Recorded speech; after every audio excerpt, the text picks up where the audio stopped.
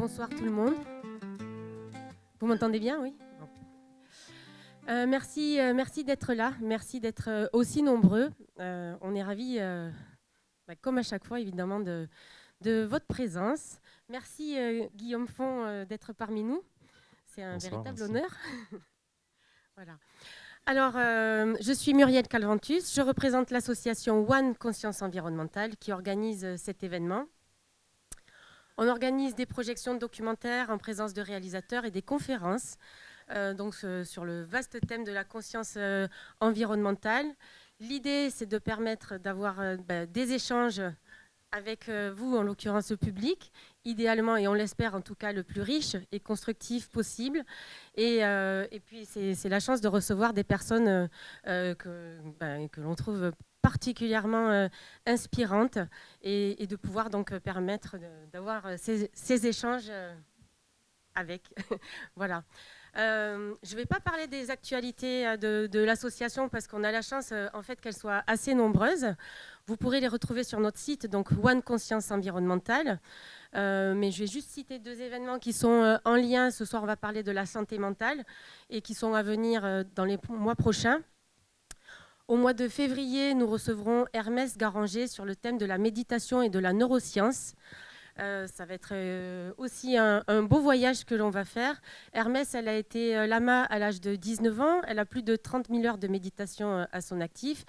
Et on lui a donc proposé à l'Institut de recherche de Lyon de faire une étude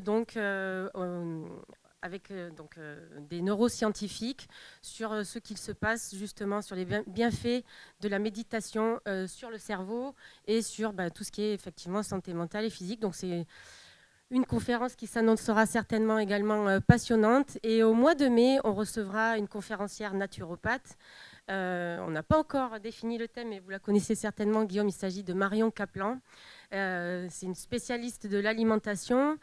Donc, on va certainement aborder la partie alimentation, comment bien se nourrir et bien vieillir au travers de l'alimentation, comment aussi s'alimenter sans s'empoisonner, puisque ça devient un petit peu compliqué aujourd'hui sans être averti, on entend tous parler de pesticides, de polluants éternels, de microplastiques, etc., etc.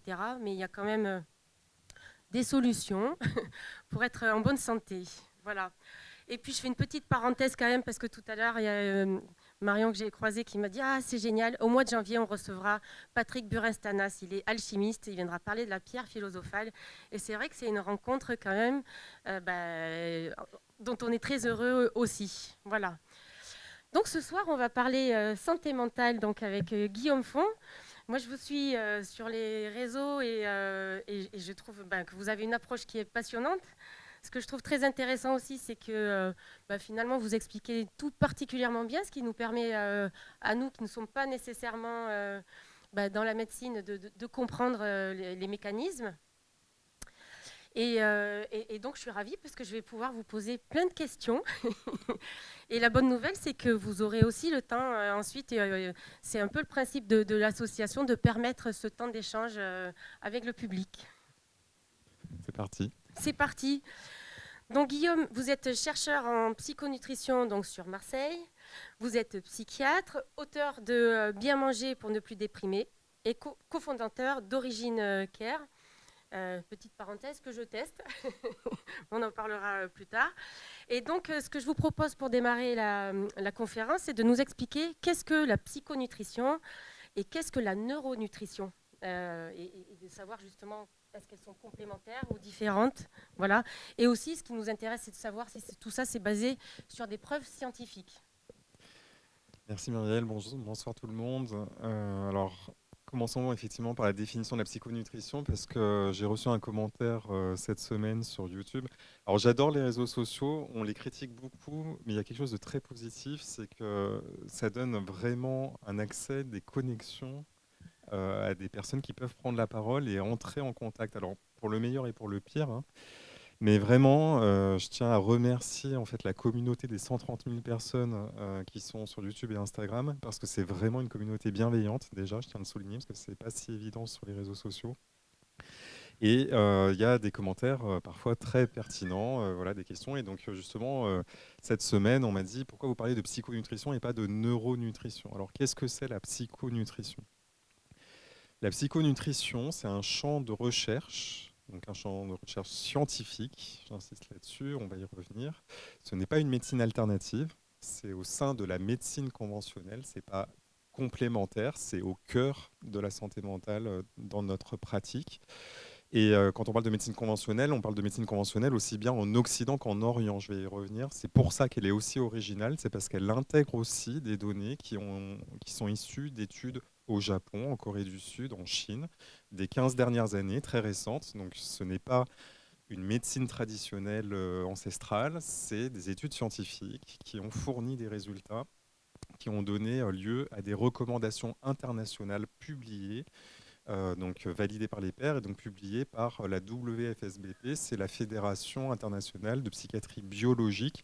C'est l'association de l'ensemble des associations de psychiatrie biologique nationales. Donc en France, par exemple, nous avons l'AFPBN, l'Association française pour la psychiatrie neurobiologique.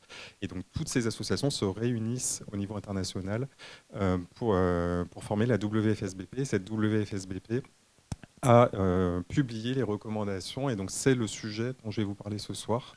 Donc ce n'est pas quelque chose qui sort du chapeau, ce n'est pas mon opinion. La psychonutrition, c'est l'influence de l'alimentation et de la nutrition au sens large, c'est-à-dire des nutriments, sur notre santé mentale, stress, anxiété, dépression, troubles de l'attention, troubles du sommeil, déclin cognitif. Ce n'est pas la même chose exactement que la neuronutrition, qui est la nutrition du cerveau. Et c'est plus large la psychonutrition que la nutrition du cerveau, parce que, vous le savez comme moi, nous avons deux cerveaux. Donc, nous avons le cerveau du haut et le cerveau du bas. Et donc si on ne nourrit que l'un des deux, on a rempli que la moitié de l'objectif. On va en reparler.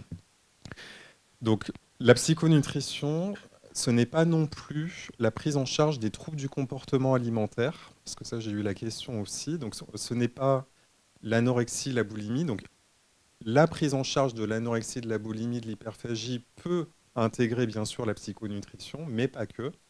Ça peut intégrer des thérapies cognitives et comportementales, d'autres approches. Donc ce n'est pas superposable, parce que souvent on peut se dire alimentation, santé mentale égale trouble du comportement alimentaire. Donc c'est pas ça mon sujet de recherche, mon domaine d'expertise. Et j'insiste là-dessus par rapport aux questions qui vont être posées. Mon domaine d'expertise se limite à la santé mentale. Stress, anxiété, dépression, déclin cognitif, trouble de l'attention, trouble du sommeil, parce que souvent, on a envie d'élargir encore plus sur le Parkinson, sur la migraine, tout ça qui sont plutôt pris en charge en neurologie. Donc, je suis obligé à un moment donné de cloisonner en fait le champ de mon domaine, parce que sinon, il est infini. Ceci dit, le TDAH, par exemple, fait partie des liens qu'on a pu démontrer entre le microbiote et la psychologie, de nouveau, non? TDAH, Les troubles TDAH, oui. les troubles Oui. de l'attention. Par exemple. Alors, là, on rentre tout de suite dans un sujet Non, mais complexe. non, mais... on va passer. En fait, il y a eu, donc, sur le domaine de l'enfant, c'est le domaine le plus compliqué, l'enfant et l'adolescent, parce que la santé mentale de l'enfant est encore plus complexe que celle de l'adulte, parce qu'un enfant est en développement, donc ça change beaucoup plus. Donc, étudier des trajectoires, c'est-à-dire quand on suit un enfant pendant 3 ans, c'est pas comme suivre un adulte pendant 3 ans, parce que l'enfant, il va se développer pendant 3 ans. Donc, c'est le neurodéveloppement. Et effectivement, on a montré des liens entre, là encore, le cerveau du bas, le cerveau du haut.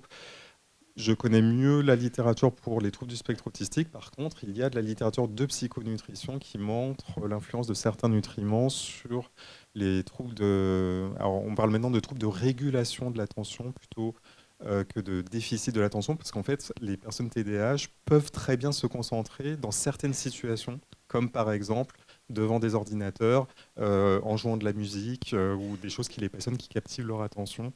Mais c'est un problème de la régulation de l'attention, c'est-à-dire qu'elles n'arrivent pas à maintenir leur attention dans des situations particulières, et notamment pour les enfants à l'école, dans l'apprentissage. Je vais revenir. Non, mais parce que c'est vrai que j'avais vu que le spectre était quand même assez large sur le lien, une fois de plus, entre le microbiote et la psychologie. Et c'est étonnant, effectivement, parce que enfin, voilà, c'est pas du tout le sujet d'aujourd'hui, mais il y a toutes ces parties, maladies aussi neurodégénératives. Mm. J'ai vu que vous aviez fait des études aussi sur la schizophrénie. Enfin, Mm. enfin, voilà. On va revenir néanmoins à notre sujet. Vous avez un doctorat en psychiatrie et un autre en biologie cellulaire et moléculaire. Et alors moi, ce qui m'intéresse déjà, c'est de savoir comment vous en êtes venu donc justement à la psychonutrition, puisqu'aujourd'hui, c'est vraiment votre domaine de recherche. Vous êtes vraiment le spécialiste de ce domaine.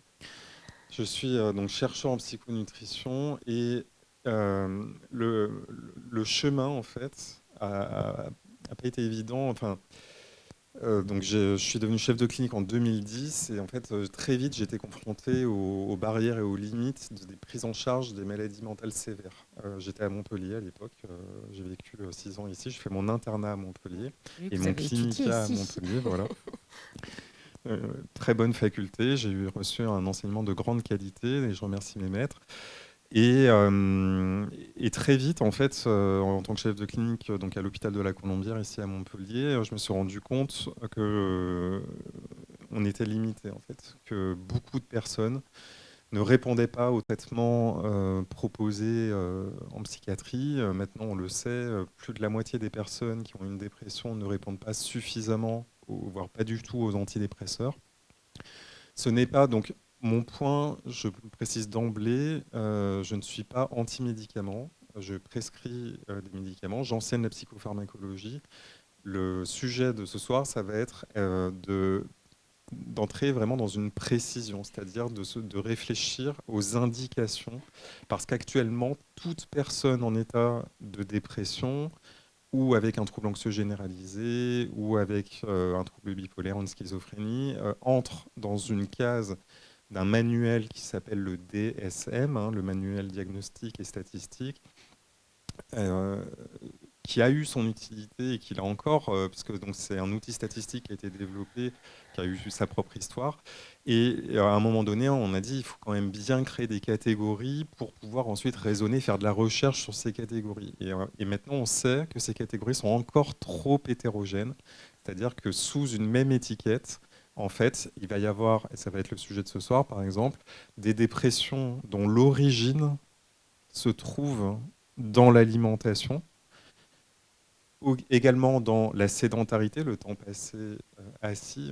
Moi, je propose qu'on fasse des conférences debout la prochaine fois, Muriel. On peut enlever la Elles table. seront Hein. plus courtes comme ça. On dit que la chaise fatigue. Mais c'est vrai, en fait. Depuis que j'ai pris conscience de ça, je travaille debout maintenant. Et le manque d'activité physique, c'est pas la même chose que la sédentarité. Beaucoup de personnes l'ignorent. Moi, le premier, jusqu'à il y a 2 ans, je n'avais pas percuté, en fait.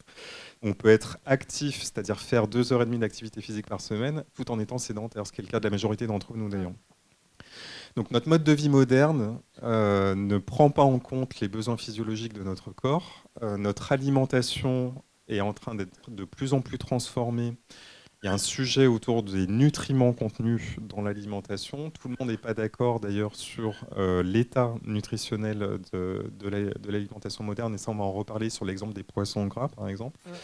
On a des choses contradictoires et dans la bouche de médecins sur les réseaux sociaux, c'est-à-dire que clairement je dis l'inverse de ce que dit un autre médecin médiatisé actuellement sur les poissons gras. Je l'ai entendu. Donc ça c'est très intéressant. Voilà, et là, c'est là où il faut aller chercher les données scientifiques. Ça aurait été bien qu'il soit à ma place, en fait, ce soir. Ça aurait été intéressant. Non, mais j'ai été étonnée aussi. Bref. Vous avez publié en 2022 Bien manger pour ne plus déprimer. Alors, je m'excuse au passage. Je me suis excusée auprès de Guillaume et surtout de vous tous parce qu'en général, il y a toujours une librairie indépendante qui est là pour permettre de partir avec les ouvrages, forcément. C'est surprenant, mais nous n'avons pas trouvé de librairie disponible ce soir. Donc, nous en sommes désolés.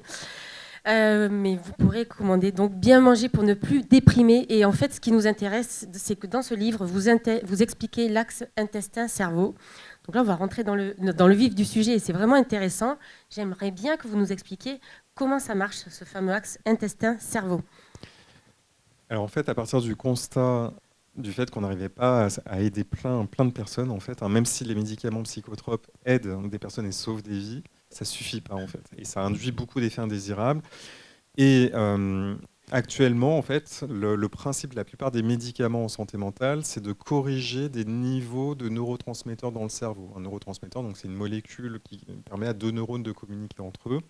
Et l'exemple un peu paradigmatique, c'est dans la dépression, on dit on manque de sérotonine. La sérotonine baisse dans la fente entre les neurones, donc on va la faire remonter avec un antidépresseur qui va inhiber sa recapture, donc de façon artificielle. En fait, on va faire remonter le taux de sérotonine. Mais la question est, pourquoi y a-t-il un déficit de sérotonine? Et pourquoi survient-il à 48 ans et pas avant, en fait? Qu'est-ce qui s'est passé pour que la personne a un déficit de sérotonine à ce moment-là? Et pourquoi il y a des personnes qui vont commencer à 22 ans et d'autres à 60 ans? Pourquoi il y a des personnes pour qui ça va durer 6 mois, d'autres pour qui ça va jamais s'arrêter? Toutes ces questions-là, en fait, elles restaient en suspens. Donc à partir de là, en fait, c'est là où je suis monté à Créteil, en fait, dans l'équipe du professeur Marion Leboyer qui a eu le prix INSERM, pour travailler sur la thématique du lien entre l'inflammation et la santé mentale. Parce que je trouvais ça absolument fascinant. Moi, je suis rentré dans le domaine par la question de la toxoplasmose. En fait, la toxoplasmose, c'est un parasite qui est bien connu, surtout des femmes, en fait, parce que toutes les femmes enceintes sont dépistées pour la toxoplasmose. Et en fait, ce parasite se loge dans le cerveau et il augmente le risque de déclencher un trouble de santé mentale. Bon, il ne faut pas non plus psychoter si on est toxopositif.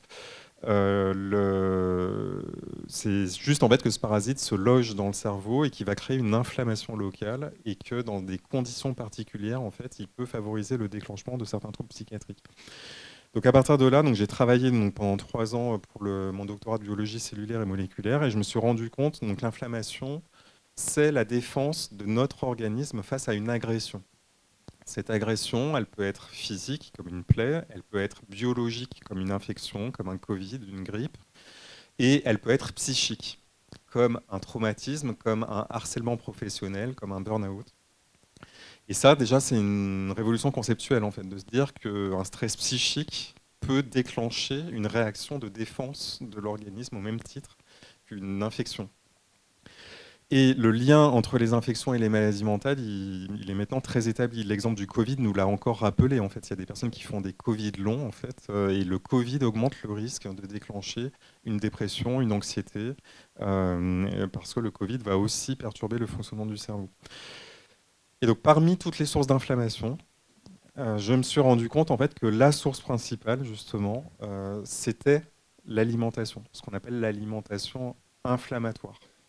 Donc en fait, dans notre alimentation moderne, ce qu'on appelle l'alimentation occidentale, donc ces définitions, c'est des définitions consensuelles des chercheurs en nutrition partout à la surface de la planète. On a défini ce qu'on appelle le régime occidental, et c'est vraiment pas ce qu'on a créé de mieux en Occident, parce que ce régime occidental, en fait, c'est ce qu'on appelle l'alimentation moderne, c'est-à-dire une alimentation majoritairement ultra transformée, riche en sucre caché, riche en graisses saturées. Alors j'ai beaucoup de questions sur les réseaux sur pourquoi les graisses saturées c'est pas bien. Alors je sais pas qui dit quoi en fait. Il doit y avoir quelqu'un qui doit raconter autre chose sur les graisses saturées, mais ce qui est certain en fait, c'est que notre alimentation contient trop de graisses saturées, que ces graisses saturées vont encrasser nos vaisseaux, nos artères, et nos artères vascularisent nos organes, et dans ces organes il y a le cerveau. Donc notre cerveau a besoin de vaisseaux en bonne santé.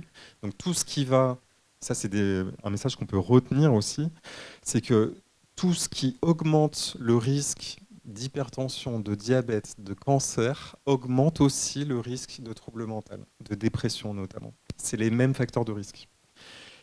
La sédentarité, le manque d'activité physique, le manque de connexion sociale aussi, la solitude.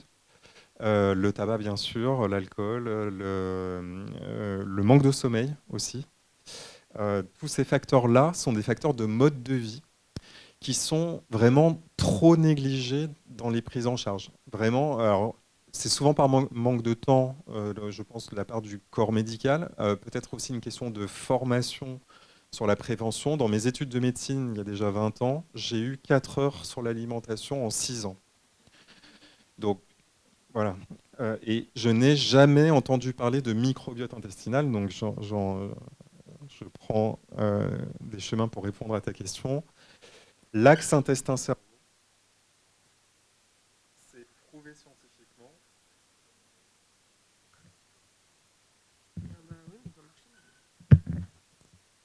l'axe intestin-cerveau.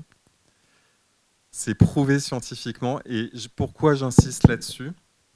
C'est parce que l'Agence nationale du développement professionnel continu, l'ANDPC, donc qui est en charge de la formation des médecins, m'a répondu qu'il n'autorisait pas une formation sur l'axe intestin-cerveau au motif que ce n'était pas éprouvé scientifiquement. Et ça, c'est en 2023. Et donc j'ai présenté la semaine dernière en fait, au congrès des Journées nationales pour les médecins généralistes la psychonutrition, et donc j'ai fait voter les gens dans la salle, et 93% étaient à la fin pour que la psychonutrition entre dans la formation des médecins généralistes, parce que les médecins généralistes sont en première ligne, hein, ce qu'on appelle les premiers recours, les premiers soins pour... Merci. Je ne m'attendais pas à ça.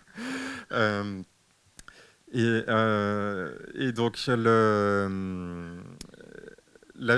NDPC donc, ne reconnaît pas en fait, la psychonutrition actuellement, alors comme beaucoup d'autres choses, hein, mais c'est pour ça aussi que j'ai commencé par tout de suite préciser qu'on est dans la médecine conventionnelle.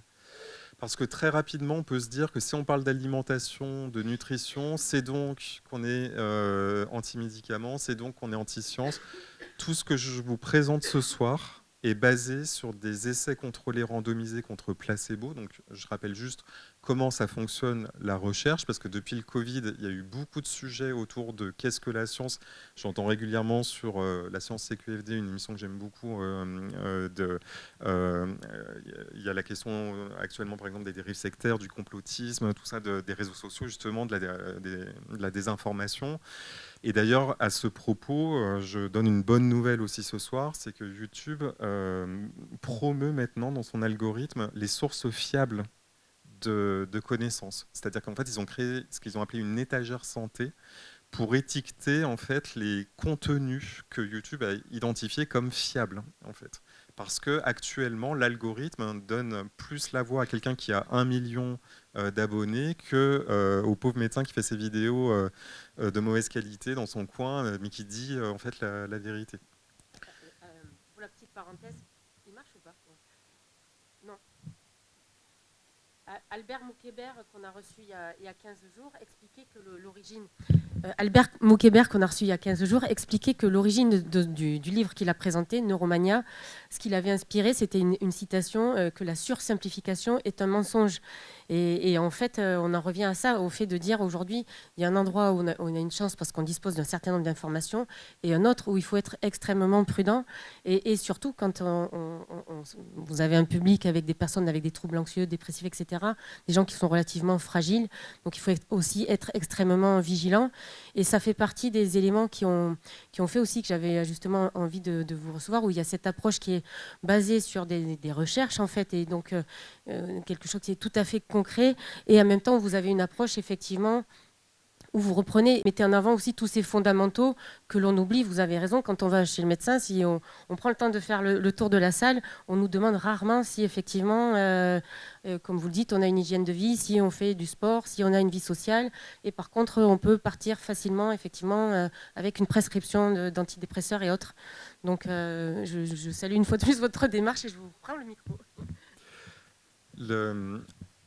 Pour faire de la recherche en santé mentale, il y a déjà des personnes qui parfois découvrent qu'on peut faire de la recherche en santé mentale parce qu'on se dit la santé mentale c'est pas quantifiable en fait, c'est subjectif donc c'est pas quantifiable. Et c'est ça un des enjeux de la santé mentale, c'est de créer des outils pour malgré tout quantifier un niveau de sévérité, un degré d'altération du fonctionnement, enfin ce qu'on appelle la recherche quantitative. Et donc on crée des scores.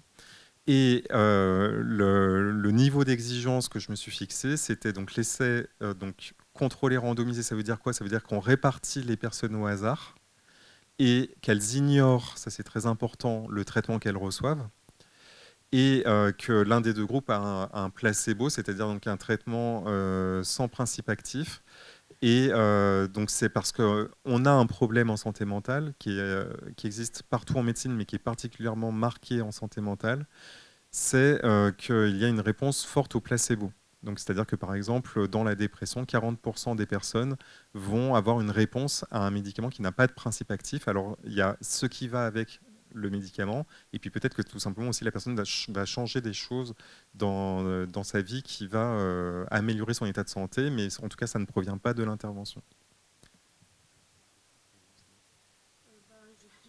Je vais m'envoyer un message, il arrive. Pour le... Oui, on va attendre quelques minutes, mais je peux le regarder. Je peux continuer. Oui, bien sûr.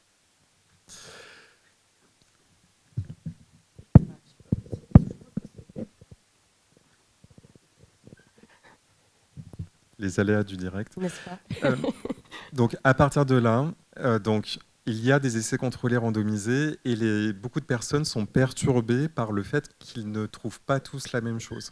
Alors que pour nous, en recherche, c'est classique, c'est-à-dire que si vous avez 5 essais contrôlés randomisés, c'est souvent rare que les 5 concluent tous à une efficacité de l'effet. Pourquoi? Parce que justement, cet effet va dépendre de facteurs que vous ne maîtrisez pas.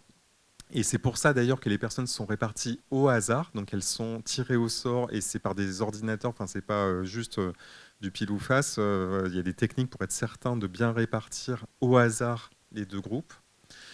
Et le hasard, c'est la seule façon de garantir en fait que toutes les caractéristiques dans cette pièce, par exemple, même si je disais je prends le traitement A à gauche et le traitement B à droite, ça n'irait pas parce que peut-être que vous n'êtes pas répartis au hasard en fait. Peut-être qu'il y a des caractéristiques qui font qu'on va plus à un côté de la pièce que l'autre. Je ne sais pas, n'importe quoi. Et donc il faudrait quand même que vous soyez tiré au sort et que vous ignoriez le traitement que vous recevez. Ça, c'est la base. Si on n'a pas ça en niveau de preuve, on reste sur de la recherche préliminaire, donc c'est important parce que c'est ce qui précède souvent les essais contrôlés randomisés, parce que pour les faire, ces essais, il faut des financements, ça coûte de l'argent. Et dans le domaine de la psychonutrition, on évalue des nutriments, et souvent, en fait, c'est pas des médicaments.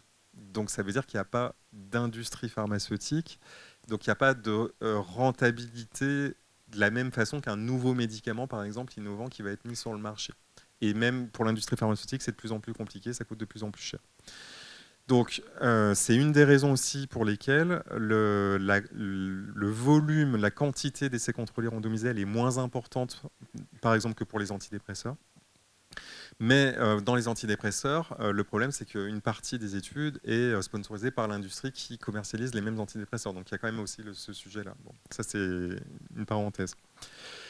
Et donc ensuite, ces essais, quand vous en avez 5 et qu'il y en a 4 qui disent oui et 1 qui dit non, en fait, il y a des méta-analyses. Donc méta, ça veut dire au-dessus. Analyse, je prends tout. Et la méta-analyse est la seule garantie pour les scientifiques de dire qu'on a pris toutes les données existantes à un instant donné. Parce que si vous sélectionnez les études, si quelqu'un vous dit cette étude dit ça et que ce n'est pas une méta-analyse, elle a pu choisir l'étude qui l'arrange en fait. Et qu'il y en a peut-être 9 autres qui disent l'inverse à côté. Donc même amener un essai contrôlé randomisé, ça ne suffit pas s'il y en a d'autres. Si c'est le seul, par contre, il faut que la personne puisse s'engager à dire c'est le seul qui a été conduit à ce jour. Exemple, les oméga 3 dans le trouble de personnalité borderline, un seul essai en 2003, ça n'a jamais été refait depuis. Donc là, on peut dire, voilà, il y a un essai, c'est la seule preuve qu'on a d'efficacité dans cet essai, et il est positif, et l'essai est de bonne qualité. Donc, on a quand même un niveau de preuve. Mais s'il y en avait eu d'autres qui avaient été faits et qui disaient que ça ne marchait pas, là, il faudrait une méta-analyse. Donc actuellement, par exemple, sur la question de la théanine, c'est un acide aminé qu'on trouve dans le thé vert, que j'ai découvert et que j'adore, c'est mon acide aminé préféré, parce qu'il va en fait diminuer le glutamate, c'est le neurotransmetteur de l'excitation dans le cerveau, et améliorer le GABA. Le GABA, c'est là-dessus qu'agissent les anxiolytiques, Lexomil, Xanax, Alprazolam, Oxazepam, tout ça. Le problème des anxiolytiques, c'est qu'ils induisent des addictions, ils induisent des troubles de concentration, de perte de vigilance, et qui peuvent altérer, accélérer la neurodégénération. Enfin, donc, ils ont plein d'effets indésirables et il ne faut pas les prendre sur plus de plusieurs semaines, en fait. Et alors que la théanine, en fait, qu'on trouve dans certains thés verts, c'est le thé vert matcha et gyokuro, et il faut vraiment en boire beaucoup pour avoir les effets de la théanine. Donc, c'est pour ça que le nutriment est important, c'est parce qu'en fait, il faudrait parfois plus de 8 tasses par jour. Et en fait, ce qui est recommandé, c'est de ne pas dépasser 4 tasses de thé par jour pour des histoires de catéchine en fait, au niveau du foie, d'un risque. Certaines personnes ont fait des hépatites. Et puis, il y a le problème de l'anémie. Alors, donc, théanine à ne pas confondre avec théine, qui est la caféine, en fait. À la 8e tasse de thé. Voilà, et il y a aussi effectivement la recommandation en lien avec la quantité de caféine absorbée, parce que la caféine, au-delà de 4 tasses de café, de 4 tasses, enfin, une tasse de thé vert, c'est une demi-tasse de café en termes de caféine, en fait. Il faut 2 tasses de thé pour une tasse de café en quantité de caféine. Mais par contre, ça peut, à partir de 4 tasses de café par jour, par exemple, en fait, il y a des troubles de pression sanguine, d'augmentation de la tension, de nervosité et d'endormissement qui peuvent apparaître. Et d'ailleurs, j'en profite pour dire que la dernière tasse doit être prise plutôt maximum à midi, voire 13 heures, parce que par rapport à la demi-vie, on entend des choses. En fait, moi, ça fait partie aussi des choses que voilà, j'entends sur les réseaux sociaux. Je suis parfois surpris. Il y a des personnes qui disent avant 16 heures. 16 heures, c'est déjà très très tard pour absorber de la caféine, en fait, parce que la demi-vie de la caféine fait que si on en absorbe à 16 heures, elle est encore bien présente. Après, il y a des personnes pas du tout sensibles à la caféine, hein, qui peuvent boire des litres de café qui n'ont aucun effet. Et ça vient des récepteurs à l'adénosine dans le cerveau, donc c'est encore un autre sujet. À la base, ta question, c'était l'axe intestin-cerveau. Oui. Donc, parce que j'en Parce ai... que c'est quand même hyper intéressant. On a 25 questions, donc c'est vrai que si à chaque fois je réponds comme ça, on est là jusqu'à 2 heures du matin. Donc, mais j'anticipe un peu. Ouais. J'anticipe les questions du public aussi. Oui, oui, c'est vrai. J'ai vu des vidéos. Voilà, oui, c'est toujours comme ça en fait. J'arrive pas à suivre un plan, c'est pas possible. Oui, moi je préfère. L'axe intestin-cerveau, comment ça marche? J'étais sur la question de la méta-analyse, c'est important parce que si on ne pose pas les bases scientifiques, on ne se comprend pas après dans les questions et les échanges, parce qu'il faut, et ça je le dis vraiment beaucoup sur les réseaux sociaux, je ne me prononce pas sur les opinions, je ne me prononce que sur les études. Parce qu'il y a beaucoup de personnes qui me disent qu'est-ce que vous pensez de ce qu'a dit machin, du truc. Moi je demande c'est quoi l'étude en fait. Je vous réponds s'il y a une étude, s'il n'y a pas d'étude, c'est à la personne qui parle d'apporter son étude, parce que sinon si c'est pas sourcé pour moi, ça n'a pas de valeur. Alors parfois, quand j'entends le truc revenir, je me dis bon, je vais chercher la source, mais parfois je la trouve pas en fait. Et donc je dis ça par rapport justement à l'histoire de l'heure du café de la dernière. Donc j'ai cherché la demi-vie, tout ça, et c'est là où j'ai vu qu'en fait c'était 9 heures avant le coucher qu'il fallait absorber la dernière tasse de café. Donc 9 heures avant le coucher, voilà, en fonction de l'heure à laquelle on se couche, ça peut arriver très vite. Donc l'axe intestin-cerveau.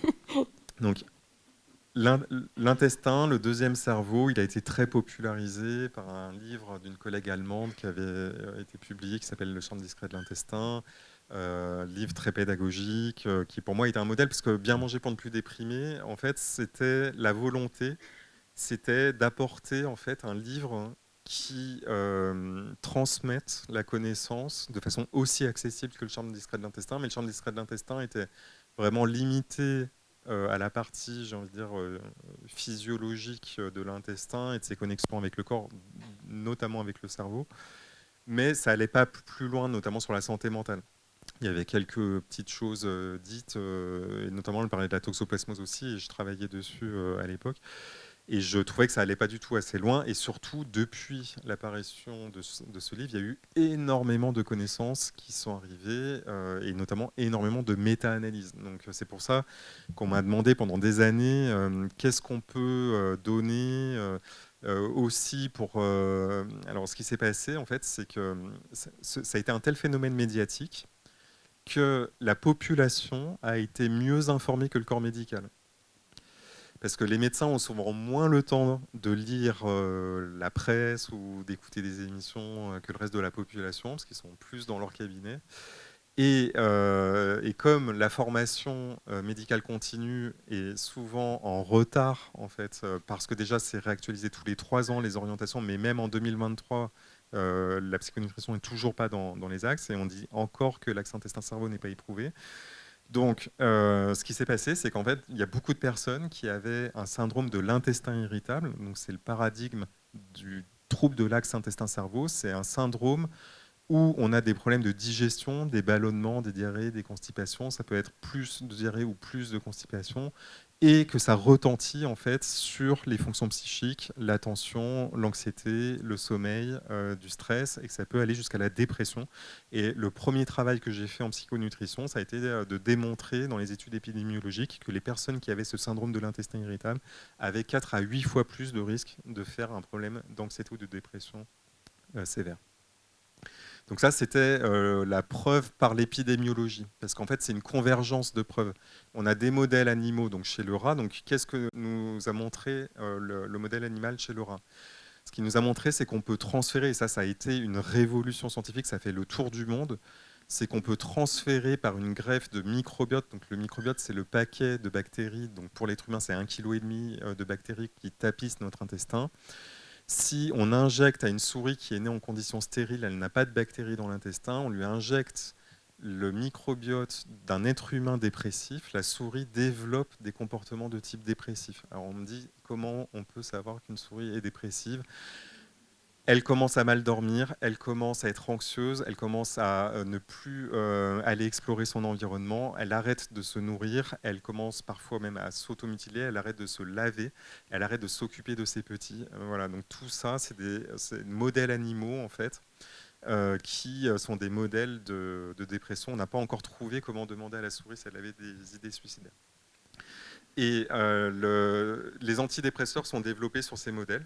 Tous les antidépresseurs en fait, sont développés sur des modèles animaux. Il y a des choses affreuses qu'on fait faire aux rats. On les met dans des piscines, on les fait se noyer pour voir combien de temps ils essayent de survivre, etc. Enfin, c'est absolument horrible, mais ça permet de sauver des vies humaines, donc c'est comme ça. Et donc, là, on y est, là, on est en plein dans la réponse. Hein. Donc, les modèles animaux, en fait, ça a commencé en 2004. Et donc, c'était en 2004 en fait, qu'il y a eu ces premiers modèles qui montraient donc, que si la souris naissait en conditions stériles, elle développait des troubles du comportement de type troubles mentaux, et que si on lui injectait des bactéries dans l'intestin, les troubles disparaissaient, sauf si on attendait trop longtemps, c'est-à-dire après la puberté de la souris, et là, ça devenait irréversible. Donc, c'est comme ça qu'il y a eu un premier modèle animal de l'influence des bactéries sur le développement du système nerveux central. Ça, c'était 2004. La deuxième étape, ça a été 2009, la métagénomique, une technique qui a permis de décrire les bactéries de notre intestin de façon vraiment beaucoup plus précise que ce qu'on avait avant. Donc on a pu commencer à identifier les souches, les espèces, on va en reparler, donc les probiotiques, c'est des bactéries vivantes encapsulées. Et c'est depuis 2009 qu'on peut déterminer qu'est-ce qu'on a chacun dans notre intestin et de voir qu'on a des signatures et que ça nous identifie encore mieux que les empreintes digitales en fait. C'est-à-dire qu'il n'y a pas deux personnes qui ont le même microbiote. C'est vraiment quelque chose qui nous est singulier. Et donc si on veut comprendre pourquoi deux personnes mises sous le même traitement, il y en a une qui va répondre et une qui ne va pas répondre, et ben, le chaînon manquant, c'était peut-être justement le microbiote. Parmi les autres révolutions conceptuelles, il y a eu la démonstration que des bactéries de l'intestin pouvaient influencer la réponse à la chimiothérapie dans le cancer, par exemple. Personne n'aurait pu imaginer ça, qu'une chimiothérapie d'un cancer soit influencée par la présence ou l'absence d'une bactérie dans l'intestin. Et dans les autres choses qui ont été démontrées, qui sont vraiment édifiantes, c'est que le microbiote est capable de contrôler son hôte à son propre bénéfice. Donc il y a eu des modèles chez la mouche, par exemple, où j'ai appris d'ailleurs à l'occasion que la mouche avait un microbiote dans son intestin et que les bactéries, en fait, si on met dans cette mouche un microbiote qui n'est pas capable de synthétiser un acide aminé, et ben, le microbiote est capable de dire à la mouche va manger ce tas là qui contient l'acide aminé qui me manque et pas l'autre qui est semblable en tout autre point. Donc ça veut dire qu'il est capable de contrôler son hôte pour aller se nourrir lui-même.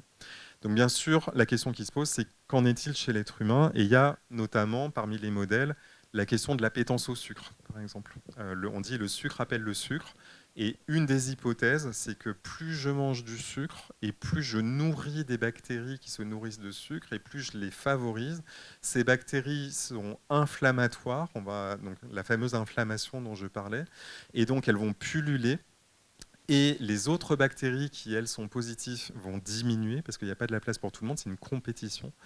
Et donc, ces bactéries pourraient demander à encore plus de sucre, du coup, et donc, d'où la difficulté à sortir du sucre. Les personnes, enfin, toutes les personnes qui l'ont fait le savent bien. Les premières semaines en fait, où on sort du sucre sont particulièrement difficiles parce qu'il y a cette appétence-là. Et c'est une des hypothèses, une des explications. Il n'y a pas que ça. Il y a le fait qu'on a des récepteurs au sucre et qu'on n'est pas tous égaux génétiquement. Il y a des personnes qui sont plutôt salées, d'autres plutôt sucrées. Si vous êtes plutôt sucré, ben, malheur à vous. Bon, le sel, c'est pas génial non plus. Et donc, je reviens sur cette question de l'alimentation ultra transformée. On amène sur ce microbiote, donc le microbiote, c'est un écosystème vivant. C'est évident quand je le dis, mais ça paraît pas du tout évident quand on voit la façon dont on le maltraite en fait dans notre vie quotidienne.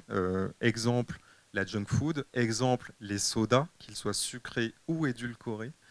Dans tous les cas, on amène dans notre intestin des bombes qui agressent nos bactéries. Elles n'ont jamais été calibrées pour accueillir ce genre de produits. Et il faut bien noter que je parle de produits ultra transformés et plus d'aliments ultra transformés.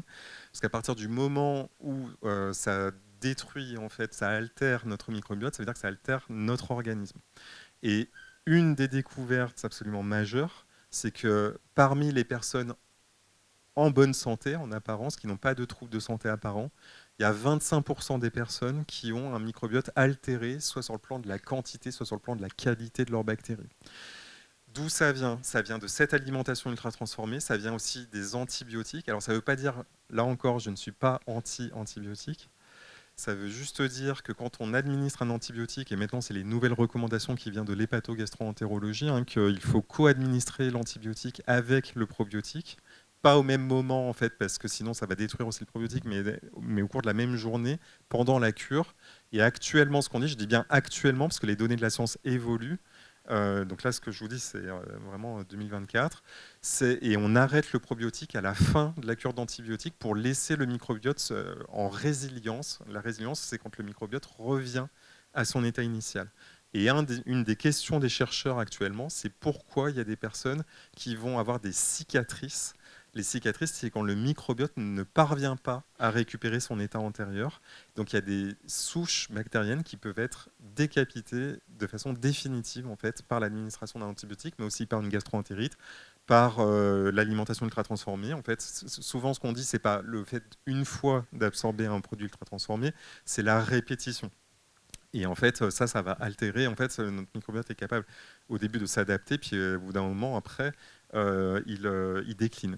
La bonne nouvelle, c'est que les études ont montré que en passant d'une alimentation riche en graisse et en sucre à une alimentation riche en protéines et en fibres, en 15 jours seulement, on voit des différences dans l'amélioration du microbiote intestinal. Donc c'est quand même quelque chose d'encourageant en fait pour les personnes qui souhaitent changer leur alimentation. Ça fera peut-être partie des questions qu'on va aborder. Donc l'axe intestin-cerveau, on sait aujourd'hui que notre intestin est relié à notre cerveau directement par une voie anatomique, le nerf vague. Donc le nerf vague, en fait, c'est le nerf de la relaxation. Il s'oppose, donc c'est le système parasympathique qui s'oppose au système sympathique. Le système sympathique, c'est le système du stress, de la vigilance, du combat, de la fuite. Et c'est ce système qui est sursollicité dans nos vies modernes, où on doit se lever à heure fixe, tout le temps à la même heure, que ce soit l'hiver ou l'été, quelle que soit la température. Quand on doit faire des présentations en public, prendre la parole, quand on doit faire passer un examen, quand on doit faire face à une dispute avec un proche, etc., etc. Quand on est exposé à de l'actualité toxique pour notre santé mentale aussi, ça c'est en train d'être étudié, hein, la toxicité des actualités. Quand on est confronté en permanence au sentiment d'impuissance, comme les souris dans leur piscine, mais nous, c'est les êtres humains face aux dérèglements climatiques, puisqu'on est sur la conscience environnementale planétaire. Tout ça, en fait, peut altérer notre santé mentale. Et donc, notre nerf vague, plus que jamais, il a besoin d'être solide. Et les bactéries de notre intestin stimulent ce nerf vague, sont capables de synthétiser des molécules qui vont le stimuler. Et 80% des informations vont de l'intestin vers le cerveau. Donc ça veut dire qu'en permanence, je suis en train de traiter de façon inconsciente des informations qui viennent de mon intestin. C'est connecté dans le cerveau aux zones émotionnelles. Donc, on a une voie anatomique directe. Et à côté de ça, on a bien sûr le fait que les bactéries nous aident à digérer les aliments et à absorber les nutriments, notamment les précurseurs très importants comme le tryptophane, qui est le précurseur de la sérotonine. Donc, si je mets un antidépresseur à quelqu'un qui en fait a une inflammation, ce tryptophane, il est court-circuité par l'inflammation et il ne va pas sur la voie de la synthèse de la sérotonine dans le cerveau. Donc, c'est pour ça que mon antidépresseur ne marche pas, par exemple. Et les bactéries, elles protègent la barrière de l'intestin. Alors, l'intestin, c'est perméable de façon sélective, ça laisse passer des nutriments importants, mais en conditions inflammatoires, il perd sa sélectivité, il y a tout qui passe. Et donc, ça veut dire que quelqu'un qui a ce qu'on appelle le leaky gut, en anglais, l'intestin perméable, hyper perméable, on devrait dire, c'est quelqu'un qui va avoir des antigènes bactériens et viraux qui va passer dans sa circulation sanguine, qui va créer de l'inflammation chronique. Ça va complètement spoiler ses capacités immunitaires, parce qu'en fait, tout le système immunitaire va être dédié à combattre finalement ces antigènes qui proviennent de l'intestin, qui ne devraient pas provenir de l'intestin. Et ça va augmenter les troubles de santé mentale. Donc ça va augmenter le stress, l'anxiété, les troubles du sommeil, les troubles d'attention. Et parfois, c'est par là que les troubles apparaissent, en fait. Donc ça pose cette question-là. Et le système immunitaire, exactement, en fait, c'est la voie suivante, c'est le système immunitaire. Les bactéries de notre intestin, leur fonction majeure, c'est de stimuler notre système immunitaire, notamment avec les IgA au niveau de l'intestin. Donc il y a des cellules entérochromaffines, les récepteurs TOR, il y a plein de recherches, y compris en France, qui est en train de se faire. Et ce qui est montré, il y a des modèles vraiment absolument fascinants, en fait, de modèles de souris qui ne répondent pas aux antidépresseurs et où le probiotique est capable d'améliorer la dépression de la souris en stimulant le système endocannabinoïde dans le cerveau. C'est un autre système qu'on a, endocannabinoïde, cannabis, cannabinoïde. C'est donc les récepteurs au THC. Donc c'est une autre voie en fait qui commence à être comprise et explorée dans la dépression et dans les troubles de santé mentale. Donc une autre observation fascinante, et je termine là-dessus, c'est le fait que les bactéries de l'intestin, et ça, moi, j'ai toujours trouvé ça mais vraiment tellement fascinant, synthétisent les mêmes neurotransmetteurs qu'on a dans le cerveau. Et on les trouve nulle part ailleurs dans l'évolution, c'est-à-dire qu'on les trouve dans les bactéries, et après, il y a un saut, et on commence à les retrouver chez les premiers animaux. Et comment expliquer ce saut? En fait, les théories évolutionnistes parlent d'un transfert horizontal de gènes. Pourquoi en fait on trouve les gènes de la sérotonine dans les bactéries de l'intestin et dans le cerveau humain entre autres? Une des hypothèses en fait, c'est qu'au cours de l'évolution, le système nerveux central s'est déployé en incorporant de l'ADN bactérien de la même façon que les cellules eucaryotes ont incorporé des archéobactéries pour en faire leurs mitochondries, donc les cellules énergétiques de nos cellules, et que ce serait l'explication qui fait qu'on retrouve. Et ça, le constat, il est là, en fait. L'acétylcholine, la dopamine, la noradrénaline et la sérotonine sont à 95% dans l'intestin et 5% dans notre cerveau. Mais pourquoi sont-elles dans l'intestin? Personne n'a la réponse à ça. Ça, c'est une théorie, ce que je dis, le transfert horizontal de gènes, mais aussi pourquoi on ne les retrouve pas tout au long de l'évolution, en fait. Pourquoi on ne les retrouve que chez les bactéries et qu'à partir d'un moment de l'évolution, on ne les retrouve pas chez les végétaux, on ne les retrouve pas chez les champignons. Donc, en fait, il y a un vrai sujet autour de ça que je trouve absolument fascinant. Fin de la réponse sur l'axe intestin-cerveau.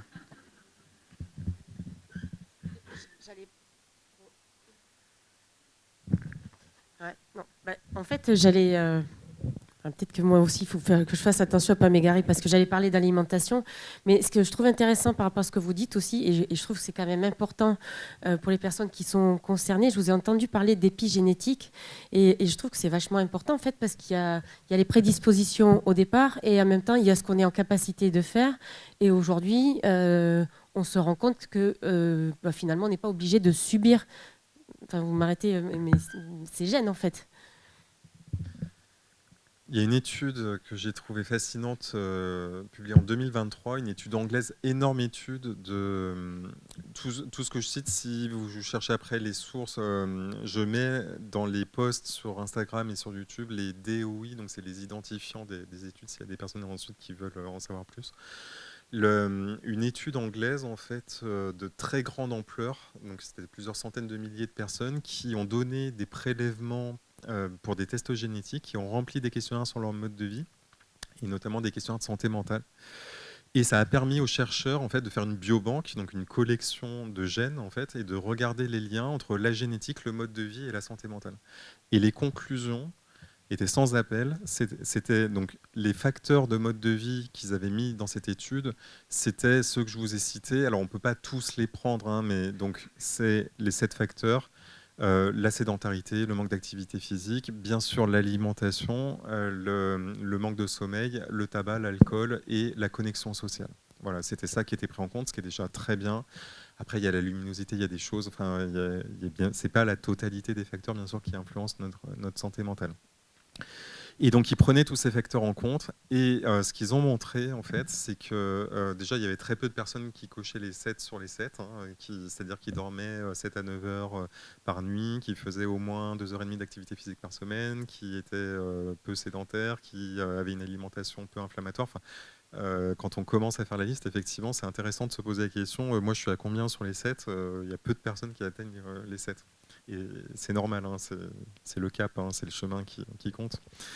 Et donc, en fait, ce qu'ils ont montré, c'est que même chez les personnes à haut risque génétique de dépression, parce que nous avons des gènes de prédisposition à la dépression, à l'anxiété, au stress, aux troubles du sommeil.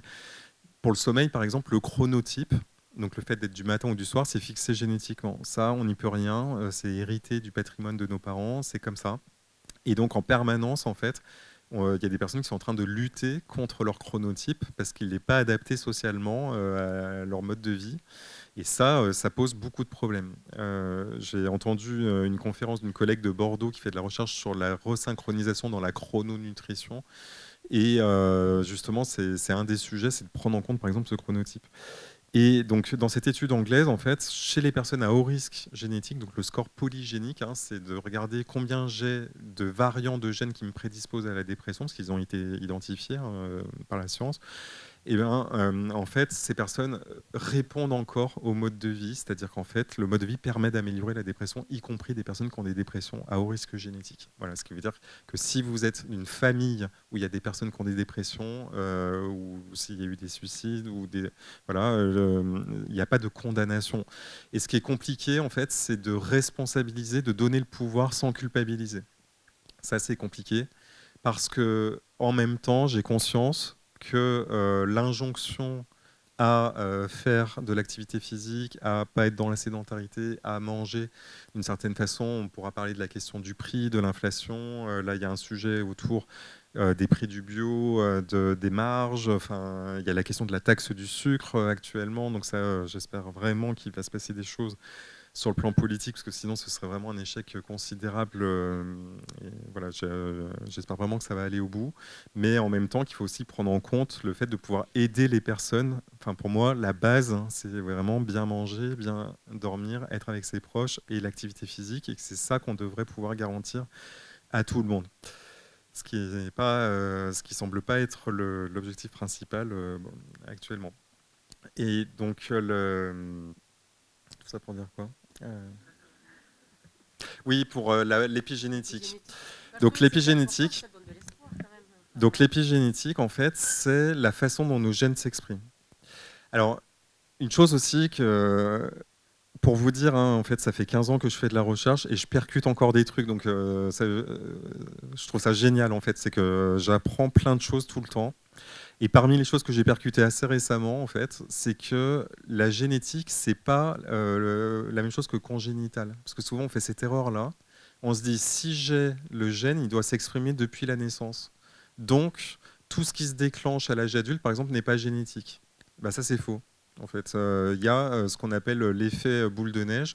C'est-à-dire qu'en fait, un gène peut donner une prédisposition ou à une cascade, à une altération, en fait, mais son expression, c'est-à-dire que la révélation de ce déficit va apparaître à un moment de la vie qui n'est pas forcément dès la naissance, en fait.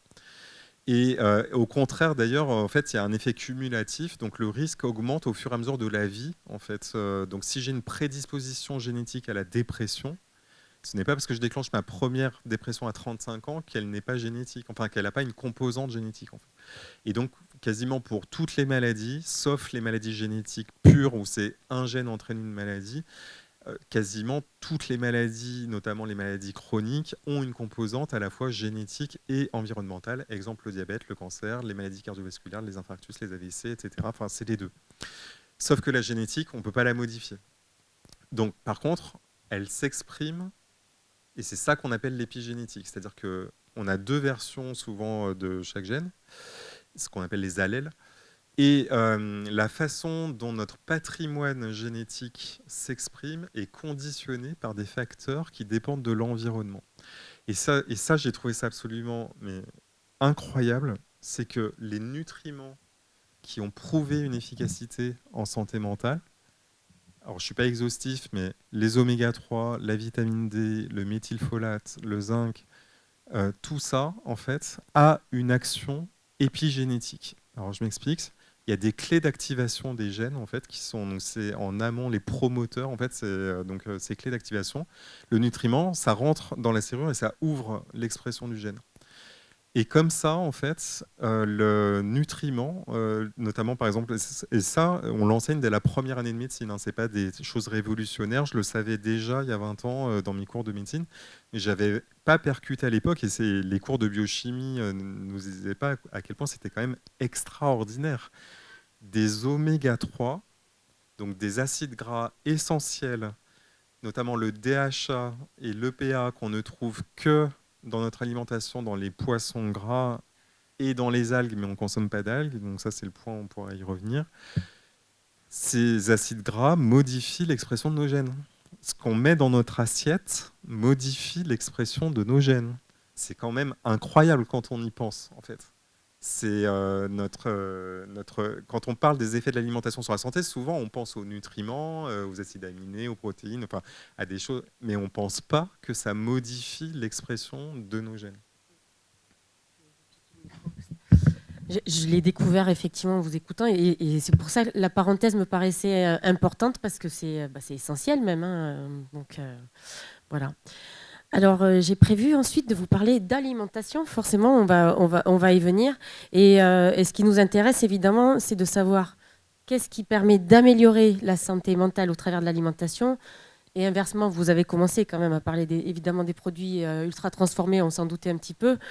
Mais j'imagine que ce sont ceux qui l'aggravent. Et à quoi vous recommandez justement de faire attention dans notre alimentation, puisque c'est vrai que c'est peut-être pas évident de faire attention à tout. Donc, quels sont les points essentiels de recommandation ? Alors déjà, le message important, c'est qu'il faut rester bien avec ses proches. Il ne faut pas que ce soit un sujet de conflit à la maison. C'est ma question d'après. Voilà, si ça conduit à la rupture du couple, à plus parler à ses ados, c'est pas bon. Voilà, donc, et ça, c'est pas simple, parce que j'ai beaucoup de personnes. Alors, parmi les personnes qui me suivent, dans les 130 000, 85% sont des femmes. Et vous aussi, 86%. Ouais. Ouais, non mais, bon, il n'y a pas de surprise par rapport à ça. En fait, les femmes sont plus concernées par leur santé, plus concernées par leur santé mentale et plus concernées par leur alimentation. Et ça, c'est pas un point de vue sexiste, c'est les études qui le montrent, hein, et c'est plutôt en défaveur des hommes en l'occurrence. Donc, il y a aussi le fait que dans l'observation, les femmes sont plus à risque de troubles de santé mentale de type stress, anxiété, dépression. Et qu'une des explications, c'est l'influence hormonale. En fait, il y a des récepteurs aux œstrogènes dans le cerveau, et le cerveau est influencé par les variations des cycles hormonaux, et notamment aussi dans des conditions particulières. Donc, le syndrome prémenstruel et la ménopause sont des périodes en fait où il peut y avoir de l'inflammation aussi, et qui peut expliquer des symptômes de santé mentale dans ces périodes-là. Et il y a des nutriments qui ont montré une efficacité dans ces situations-là, mais les études sont beaucoup moins importantes que dans la dépression, tout ça, simplement parce que c'est des sujets moins étudiés. C'est pas parce que c'est la santé mentale des femmes, c'est juste que comme on prend que les femmes, c'est déjà que la moitié des participants, donc ça veut dire qu'il faut multiplier par 2 le bassin de recrutement entre guillemets pour son étude, et qu'en plus on est sur des périodes de la vie avis, donc ça veut dire que ça devient encore plus compliqué de sélectionner les personnes pour participer à l'étude. Et voilà. Donc l'alimentation, en fait, les grands messages actuels, ils sont à la fois pas surprenants, mais ce qui est fascinant, c'est le niveau de preuve, en fait. C'est-à-dire que actuellement, sur YouTube, vous pouvez voir deux médecins qui vont vous dire deux choses complètement différentes. Il y en a un, ce sera moi, en fait, et l'autre qui va vous dire il faut revenir à l'alimentation ultra carnée. Voilà. Alors, pourquoi il y a des discours différents et que dit la science? Alors, j'ai parlé des méta-analyses et il est important d'avoir conscience que la science évolue dans le temps et qu'une méta-analyse, ce n'est pas le point final non plus. Pourquoi? Quand je fais une méta-analyse, là, si je fais donc, participer tout le monde à un essai, que j'en fais 5 et que je mets donc, ces 5 essais dans une méta-analyse, je vais conclure sur une moyenne. Donc si je prends 100 personnes, je vais dire, j'ai fait mes deux groupes de 50 personnes, et en moyenne, le groupe des 50 qui a reçu mon intervention s'améliore plus que celui qui a reçu le placebo. Dans l'alimentation, il n'y a pas de placebo, parce que les gens savent ce qu'ils mangent. Et en plus, quand vous leur dites qu'il faut changer ce qu'ils mangent, souvent, ils ne font pas ce que vous leur avez demandé. Donc, ce n'est pas des rats, vous ne pouvez pas les emprisonner, tout ça. Donc, les études sur l'alimentation, c'est compliqué. Ce qui ne veut pas dire qu'il faut les jeter à la poubelle. Il faut quand même regarder ce qu'elles disent. Et donc, la première étude, elle a été faite à Montpellier, la première méta-analyse en 2018. Une équipe de Montpellier, que je salue, et qui a publié dans Molecular Psychiatry, donc une revue très prestigieuse en psychiatrie internationale, une méta-analyse qui montrait que le mode d'alimentation qui protégeait le mieux la santé mentale, donc c'était la dépression en l'occurrence, tout ce qui fonctionne dans la dépression, comme la dépression on la retrouve dans tous les troubles de santé mentale en fait, on peut considérer que voilà, ce qui fonctionne pour la dépression peut être bénéfique à tout le monde, parce que je rappelle qu'une personne sur 5 en France fera un épisode dépressif au cours de sa vie, c'est absolument considérable. Ce qui veut dire aussi que la population générale n'est pas en bonne santé mentale. Parce que souvent, on me dit il ne faut pas donner de recommandations à la population générale, vous parlez de population spécifique. Je suis désolé, quand il y a 20% des gens qui font un problème, pour moi, c'est plus du spécifique, c'est de la loterie, en fait. C'est énorme, 20%, en fait, quand on y pense. Donc, l'alimentation méditerranéenne est la meilleure alimentation actuellement, avec le meilleur niveau de preuve scientifique pour la protection de la santé mentale, y compris en prospective, c'est-à-dire en fait dans les études d'observation, il y a également des études où on a suivi les gens dans le temps et qui montrent que les gens déclenchent moins de dépression dans l'avenir quand on les suit. Donc on peut prédire qu'ils vont faire moins de dépression. J'insiste, je ne dis pas que l'alimentation rend invulnérable. Parce que sur les réseaux sociaux, quand je dis protège, les gens comprennent, je deviens Superman et je suis invulnérable. Non, en fait. Protéger, ça veut dire diminuer le risque. Voilà. Pensez à vous donner votre t-shirt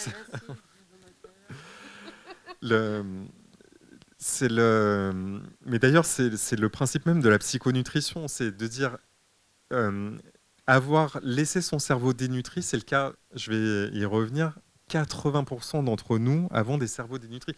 Quand j'ai découvert les données j'ai travaillé pour un ouvrage qui va être publié donc, le 22 janvier, je suis allé regarder les études épidémiologiques parce que je voulais savoir, je ne connaissais pas les chiffres, parce qu'on ne peut pas doser les oméga 3 dans le sang dans les hôpitaux en France. Je ne sais pas pourquoi, en fait, alors que ça se dose parfaitement. Il y a des études internationales, les cardiologues dosent dans les autres pays. Ça ne se fait pas en France, alors que c'est juste une goutte de sang, c'est comme le dextro du diabète. Et donc les études montrent que 80% d'entre nous avons des cerveaux dénutris en oméga 3 et en vitamine D, on va y revenir. Et sortir dans la vie moderne sans des nutriments essentiels pour notre cerveau, c'est vraiment comme sortir en t-shirt ce soir à Montpellier. C'est être exposé en fait beaucoup plus au stress, à l'anxiété, à la dépression, au trouble du sommeil, de l'attention, et ensuite, quand c'est de façon prolongée, au déclin cognitif. Donc mon point, c'est comme ce t-shirt, c'est justement de dire commençons par renforcer et protéger notre cerveau, puisque c'est l'interface entre nous et le monde, en fait. C'est la base de notre expérience de la vie.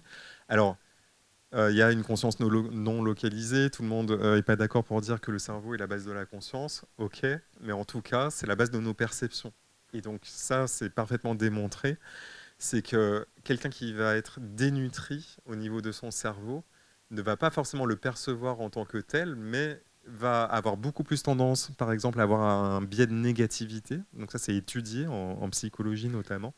Il y a ce qu'on appelle la valence, en fait, c'est la valeur positive ou négative qu'on attribue à un événement.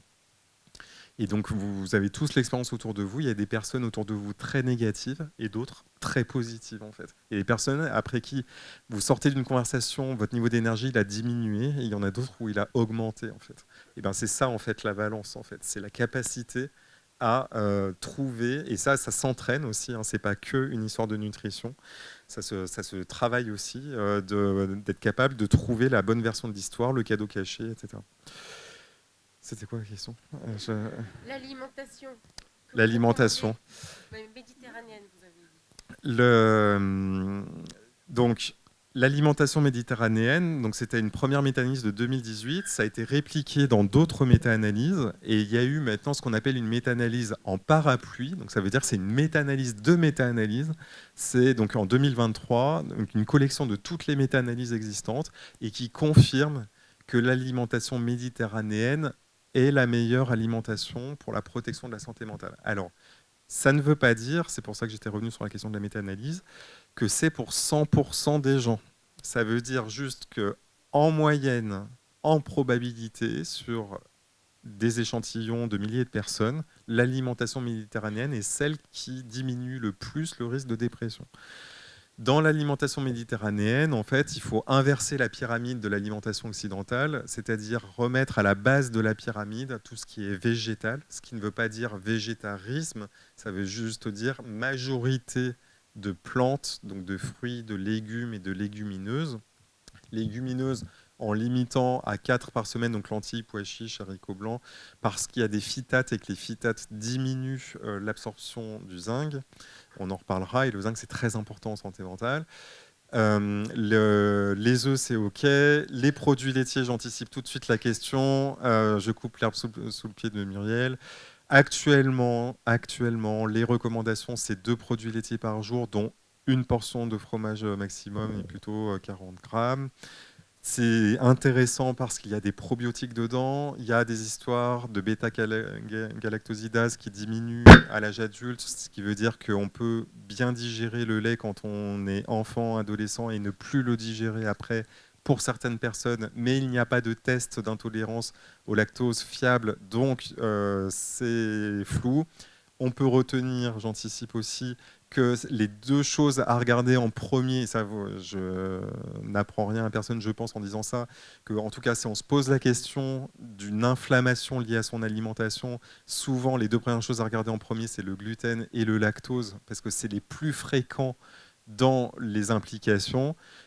Mais attention aussi aux preuves vis-à-vis du gluten, parce que quand on arrête le gluten, il se trouve qu'on arrête quasiment tous les produits ultra transformés aussi. Et donc, on peut effectivement s'améliorer, mais que ça ne vienne pas que de l'arrêt du gluten, mais de la diminution des sucres d'une façon générale, et de l'alimentation, de tous les additifs, tout ce qu'on peut trouver, les édulcorants aussi, etc. Pour l'alimentation cétogène, j'anticipe toutes les questions, comme ça on termine à minuit et ce sera parfait. Donc l'alimentation cétogène, parce que c'est la question qui arrive tout de suite après. Donc moi je suis pas dogmatique. Je suis pas orthorexique non plus. Enfin voilà. Juste pour l'orthorexie, hein, l'orthorexie, c'est les personnes qui sont obsédées par le fait de manger sain. Ce que je trouve génial, c'est quand même qu'on a créé un trouble psychiatrique pour décrire ça. On n'a pas créé de troubles psychiatriques pour le canapé Netflix avec les chips devant la télé. Enfin, ça, c'est le... Je trouve ça... Non, mais c'est vrai. Et maintenant, on parle de la bigorexie aussi. Hein, donc, c'est-à-dire les gens qui font trop de sport et qui délaissent leurs proches, tout ça, pour faire du sport. Bon. Donc, la caricature est toujours l'ennemi de la pensée. Donc, pour l'alimentation cétogène, je reçois des témoignages de personnes qui me disent que ça a changé leur vie. Donc ça, il faut l'entendre. Après, on ne sait pas définir qui Alors, cétogène, ça veut dire sans sucre. Mais vraiment sans sucre, hein, ça veut dire zéro. Donc, alors, la question des fruits. Donc, parmi les fruits, il y a des fruits très sucrés, des fruits moins sucrés. Donc, en fait, il y a différents niveaux de cétogène. En fait, et ça se rapproche du low carb, en fait, faible en sucre en anglais. Donc, en fait, tout dépend du curseur de sucre que vous mettez dans votre alimentation. Entre le 0% et le 100%, souvent la voie du milieu est intéressante, mais il est certain que beaucoup de personnes rapportent une amélioration de leur santé mentale en diminuant le sucre de leur alimentation. Après, de quel sucre est-ce qu'on parle? C'est surtout le sucre rapide, parce que c'est un sucre inflammatoire, en fait, pour les raisons que j'ai évoquées avec les bactéries. Qu'il y a des problèmes de pic glucidique, donc d'hyperstimulation. Alors ça aussi, j'ai été fasciné. J'ai parlé de ça sur Instagram il y a quelques semaines et je ne m'attendais pas à ce qu'on me dise mais quelles sont vos preuves, tout ça. J'étais là, mais l'insuline, c'est quand même connu, quoi. Enfin, je sais pas. Bref. Moi, ça me paraît pas délirant. Donc après, moi, je suis sur la santé mentale, donc je suis pas endocrinologue, mais de dire en fait que si en permanence, en fait, on absorbe, l'exemple typique, c'est les céréales industrielles du petit déjeuner ultra transformées, qui vont passer dans le sang sous forme de sucre en pic et donc créer une hypoglycémie réactionnelle à 11h30 du matin, ce qui est l'inverse de l'objectif du petit déjeuner, qui est de nous donner de la bonne énergie pour la journée. Donc d'ailleurs, je réponds aussi tout de suite en même temps à la question du petit déjeuner. Faut-il prendre un petit déjeuner ou pas? Non, on n'avait pas parlé du petit déjeuner, mais je sais qu'elle arrive tout le temps après. Parce qu'il y a la question du jeûne intermittent aussi. Donc, le petit déjeuner, c'est OK d'en prendre et c'est OK de ne pas en prendre. Alors, l'équipe de Bordeaux qui travaille sur la chrononutrition, dans chrononutrition, il y a deux choses en fait. Il y a des personnes pour qui chrononutrition, c'est absorber certains aliments à certains moments de la journée et pas à d'autres. Et pour l'équipe de Bordeaux, c'est juste les horaires sur lesquels on s'alimente tous les jours. Donc, ce qu'on peut retenir quand on prend la convergence des données, c'est qu'il est bon pour la santé de ne pas étaler la prise alimentaire sur la journée. C'est-à-dire qu'à un moment donné, il faut arrêter de manger parce que notre corps, il n'est pas fait en permanence. Quand je le dis comme ça, j'ai l'impression d'enfoncer des portes ouvertes, mais il faut des années de recherche pour le démontrer, en fait. Donc à l'inverse, le jeûne intermittent, c'est prolonger la durée sans manger, en fait. Donc là, de la même façon qu'il y a un curseur sur la quantité de sucre dans l'alimentation. Donc pour le sucre, je vous invite vraiment à lire les étiquettes parce que parfois on a des surprises. À 2 produits égaux en rayon, vous pouvez trouver, exemple fromage blanc, vous pouvez trouver des fromages blancs qui ont 2 fois plus de sucre et 2 fois moins de protéines que d'autres en fait, qui sont sur les mêmes rayons, juste des marques différentes. Hein. Donc il faut vraiment lire toutes les étiquettes. Après, il faut le prendre comme un jeu parce que sinon on s'arrache les cheveux. Donc qu'est-ce que je disais jusqu'avant le petit déjeuner, et il y avait l'alimentation cétogène et le jeûne intermittent. Donc, et le jus d'orange. Alors, les jus de fruits. Alors, les jus de fruits, par exemple. Donc, moi, ce que j'aime bien, c'est déjà de dire il vaut mieux une pomme qu'une compote de pommes et il vaut mieux une compote de pommes qu'un jus de pomme. Au moins, c'est-à-dire que plus l'aliment il est transformé et dénaturé, et plus il va passer vite dans le sang et moins il va tenir au ventre, donc plus on va avoir faim. Donc, si on veut déjà une alimentation qui nous tienne au corps, le but premier de l'alimentation, c'est de plus avoir faim quand même. Donc, le but, c'est pas de s'affamer, parce qu'il y a beaucoup de régimes qui affament en fait et qui torturent en fait les gens. Et ça tient pas. Donc déjà, pour le premier changement durable, c'est qu'il ne faut pas se mettre en souffrance. Donc il faut trouver, et on sait que l'alimentation ultra transformée tient moins au ventre que l'alimentation non transformée en fait. Donc ça a été démontré en fait à calories égales. En fait, des aliments ultra transformés vont faire prendre du poids et moins tenir au ventre. On va manger plus en fait. C'est logique parce qu'ils ont été créés pour ça en fait, pour nous faire manger plus. Donc c'est le jeu du chat et de la souris en fait. Donc la question c'est est-ce qu'on accepte en remplissant son caddie de jouer à ce jeu-là en fait, de dire qu'on est manipulé au niveau de nos papilles en fait et de notre parfois faiblesse, parce qu'on va parler de l'alimentation émotionnelle aussi.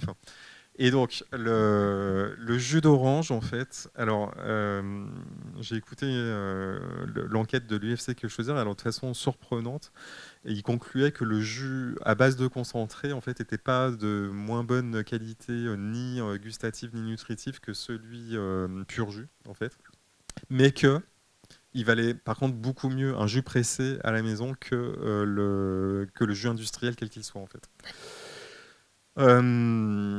Par rapport à ça, moi, personnellement, alors j'ai trouvé une mécanisme, j'ai pas encore bien approfondi les résultats, tout ça, mais j'ai mis beaucoup d'eau dans mon jus de fruits, du coup, parce que avant, je disais jus de fruits, vraiment, enfin, ce qui est certain, c'est que souvent, il y a autant de sucre dans le jus de fruits que dans le coca, en fait. Donc, il faut vraiment faire très attention des quantités et vraiment de se dire, fais attention à la. Parfois, on absorbe l'équivalent de 3 oranges dans un verre. Personne ne mange 3 oranges, en fait.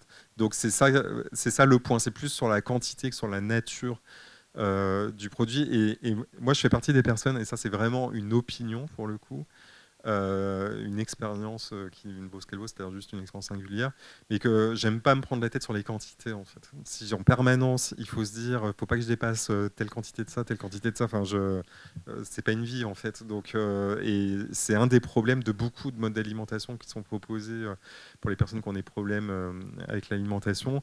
Et je préfère en fait insister sur ce qu'on peut manger à volonté, en fait. Donc, que peut-on manger à volonté?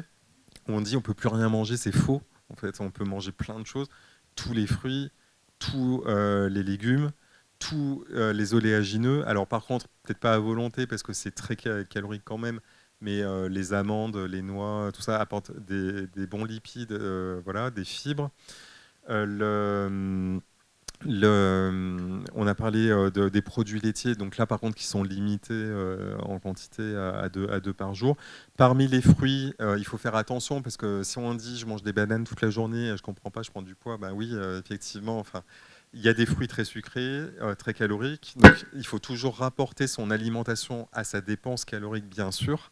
Donc il n'y a pas une alimentation, c'est mon point en fait, c'est qu'on ne peut pas donner de recommandations alimentaires pour tous. En fait, il faut vraiment prendre en compte l'âge, le sexe. On a conduit l'étude alimentale, alimentation, activité physique et santé mentale entre 2021 et 2023. On a les résultats de la phase 1. Et donc, qu'est-ce que disent ces résultats? C'est pas encore publié. C'est que chez les 18-34 ans, le premier facteur alimentaire associé à plus de dépression, c'est les sodas et les aliments ultra transformés, les produits ultra transformés.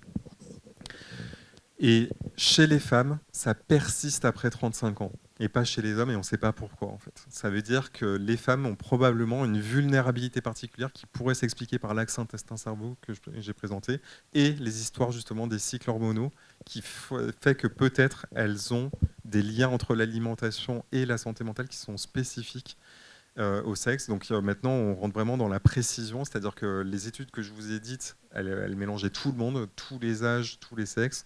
Et maintenant, on va vraiment commencer à essayer de rentrer dans la précision. Donc il y a la phase 2 de l'étude alimentale qui va démarrer. Donc je vous invite, quand on postera la vidéo, je mettrai le lien de participation à l'étude. Si vous voulez participer, ça fait vraiment avancer la recherche en psychonutrition. Je continue sur le cétogène ou pas? Alors, le cétogène. Le cétogène, donc, c'est une alimentation sans sucre. C'est extrêmement contraignant.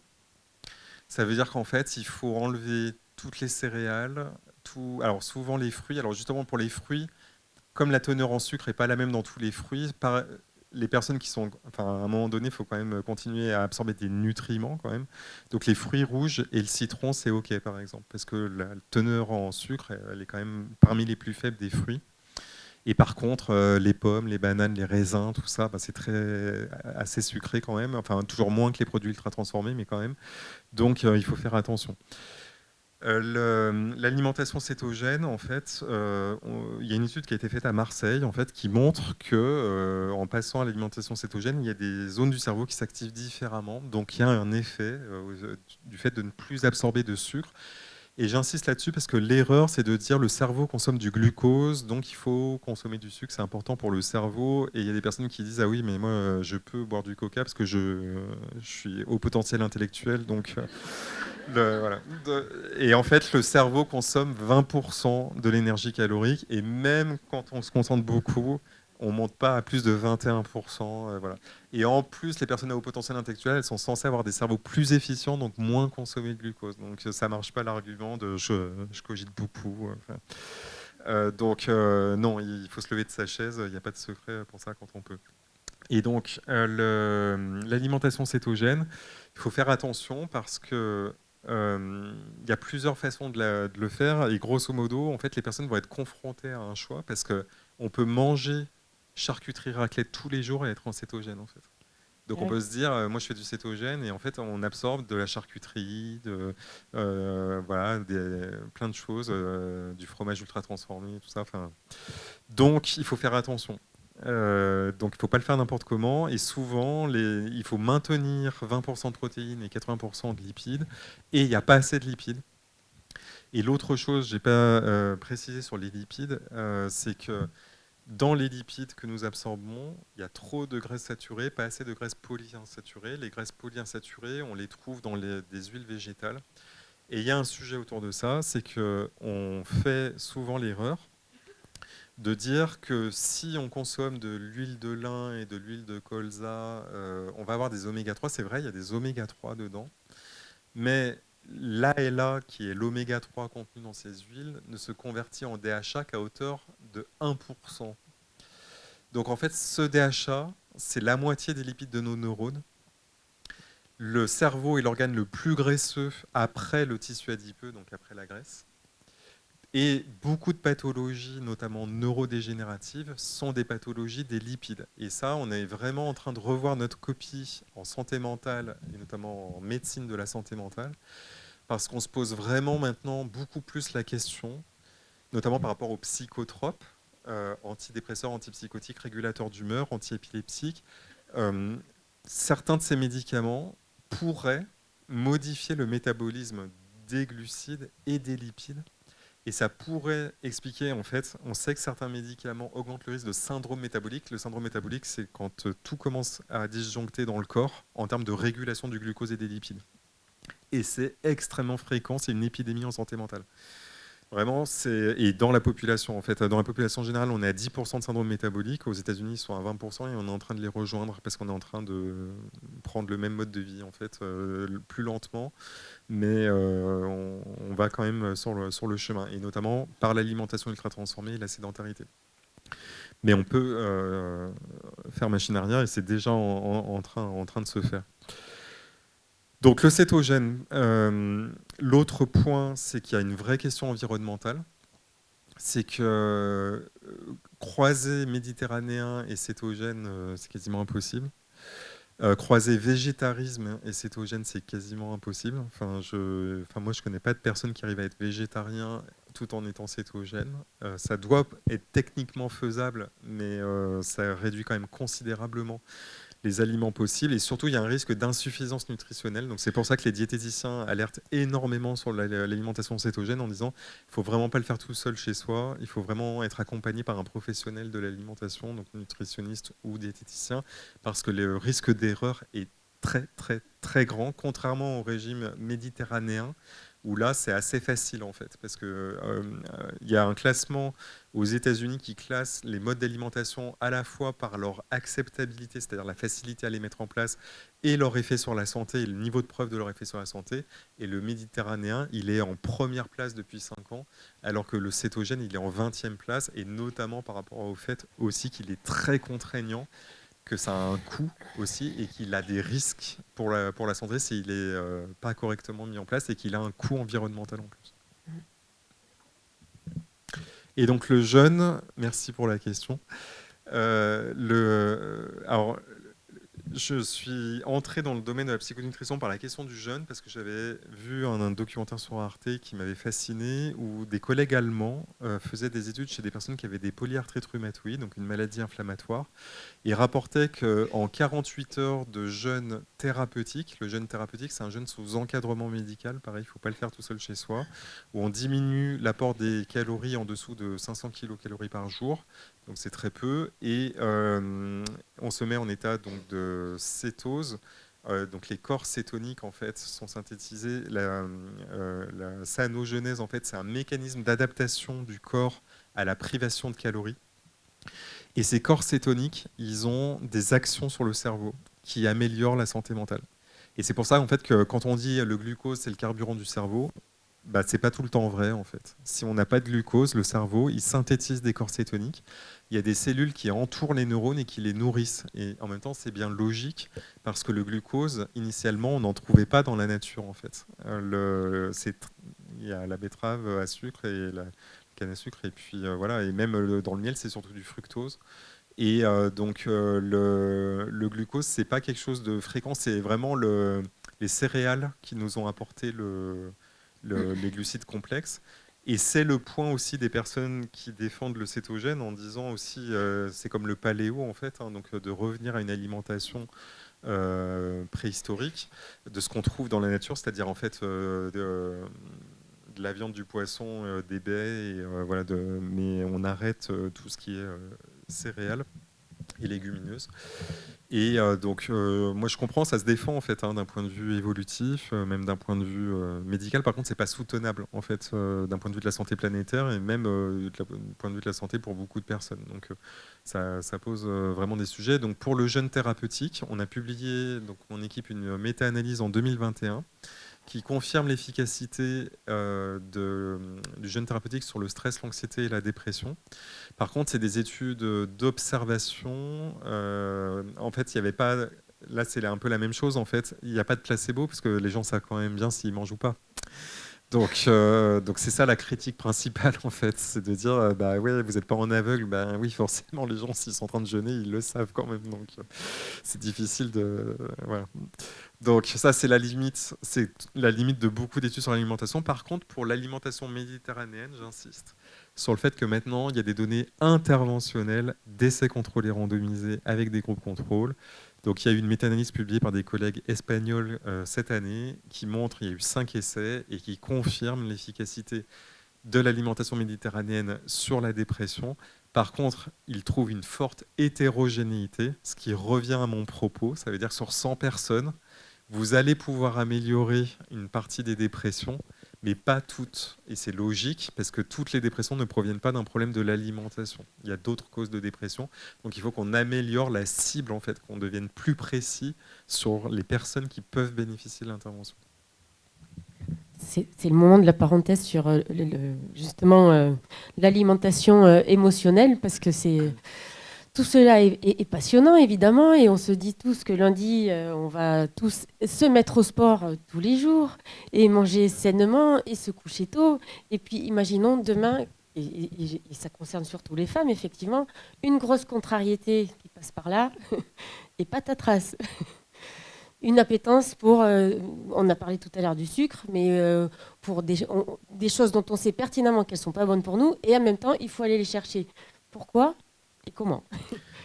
L'alimentation émotionnelle, elle a une définition scientifique. Là aussi, il y a 2 modes d'alimentation principales, l'alimentation intuitive et l'alimentation émotionnelle. L'alimentation intuitive, c'est normalement l'alimentation ordinaire.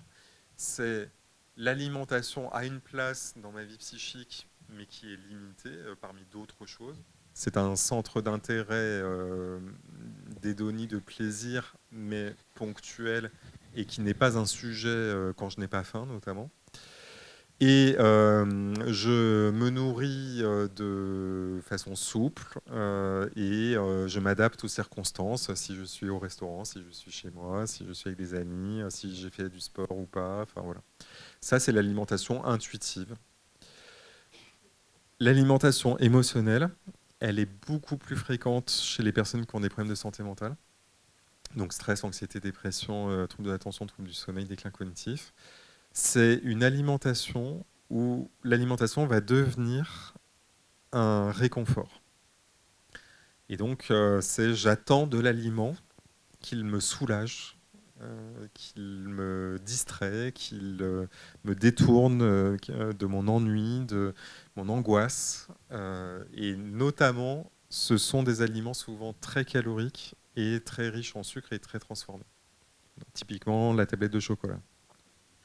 Pro-inflammatoire en plus. Donc, Alors, concernant le chocolat, oui, non, je parle pas de chocolat. j'ai une bonne nouvelle. J'ai une bonne nouvelle sur le chocolat.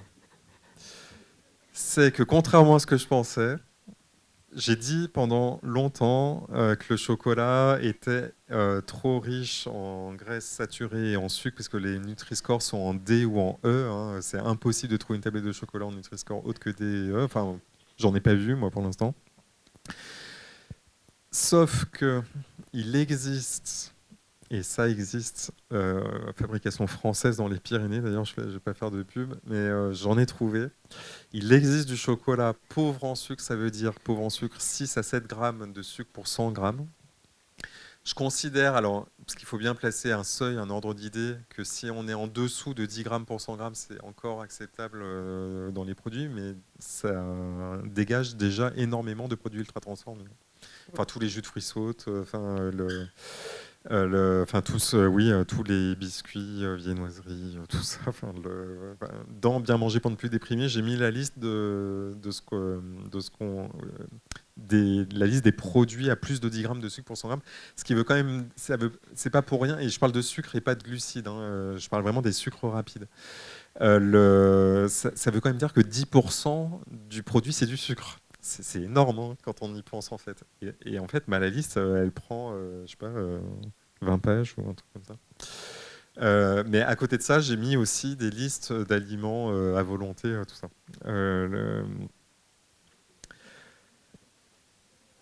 Et le chocolat. Il y a une méta-analyse qui confirme que le chocolat est bon pour la santé mentale. J'étais le premier surpris.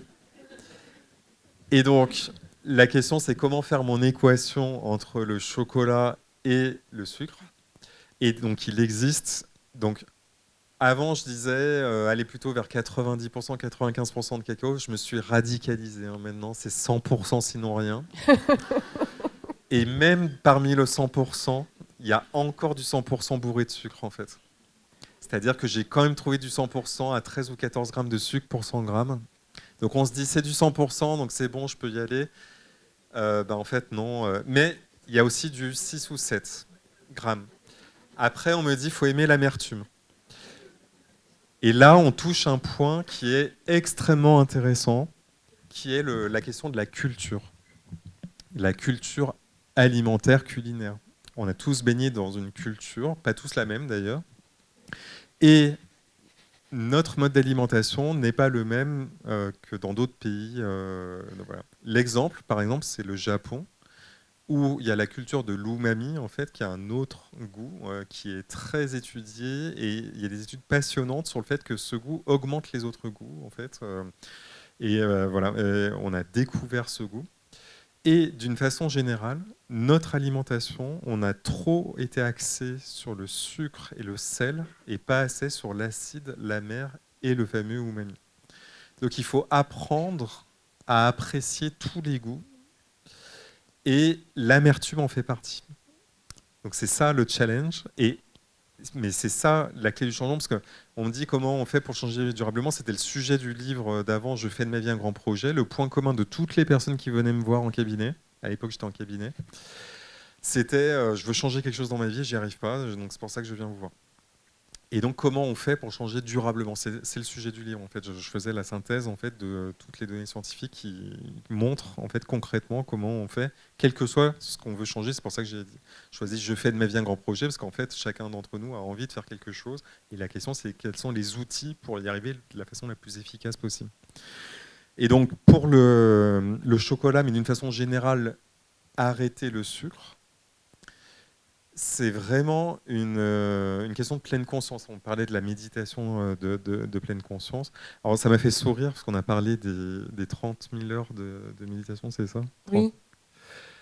Et ça, je trouve que c'est un des travers de la société moderne occidentale, c'est de tout quantifier comme ça, en fait. Et je pense que le principe des méditants, c'est d'arrêter de faire tourner le compteur, en fait. Et donc, c'est pour ça que ça m'a fait sourire. Et, et en plus, on peut faire 30 000 heures de mauvaise méditation, en plus, hein, parce que si pendant les 30 000 heures, on rumine ses perturbations mentales, bon. Vraiment, enfin, il y a plusieurs formes de méditation, mais mon parenthèse fermée. Et on n'est pas là pour parler de méditation. Mais ça, tout est lié, parce que si on était tous capables de fermer les yeux et de rester 5 minutes assis sur une chaise, le monde ne serait pas dans cet état actuellement. Donc, être confronté à son esprit, c'est quand même le sujet du soir, en fait. Enfin, c'est le sujet de toutes les conférences, je pense. C'est comment on fait pour coexister avec notre esprit qui peut être agité, perturbé, en fait, par nos perceptions, nos représentations. Et donc, c'est mon point, en fait, c'est de dire, commençons, il y a plein de choses à faire, mais commençons par nourrir notre cerveau. Apportons-lui les nutriments essentiels dont il a besoin, et déjà, on sera plus protégé sans être invulnérable. Comment? Je vais sur, Comme vous voulez. Alors, la question, c'est comment on apporte les oméga 3. Alors, bah là, j'ouvre Et les carrément le sardines. champ j'ouvre carrément le champ des nutriments et Mais de de comment toute nourrir son façon, cerveau. on allait y venir, hein, parce qu'effectivement, vous expliquez que bah, aujourd'hui, il y a quand même un appauvrissement général de l'alimentation, hein, et que donc, la question, c'est est-ce qu'il faut avoir, est-ce que vous recommandez justement les compléments alimentaires, les nutriments, et quels sont les principaux nutriments, parce que je crois qu'il y en a 4 essentiellement, à recommander et à nous expliquer. Enfin, oui. Le- euh, Quand j'ai étudié en fait les données internationales qui incluent la France, les données, j'ai été obligé de sortir de la santé mentale pour les trouver parce qu'on n'a pas assez de données en santé mentale, mais on les a en cardiologie parce que les oméga 3 ont un effet sur le système cardiovasculaire, ils sont très étudiés.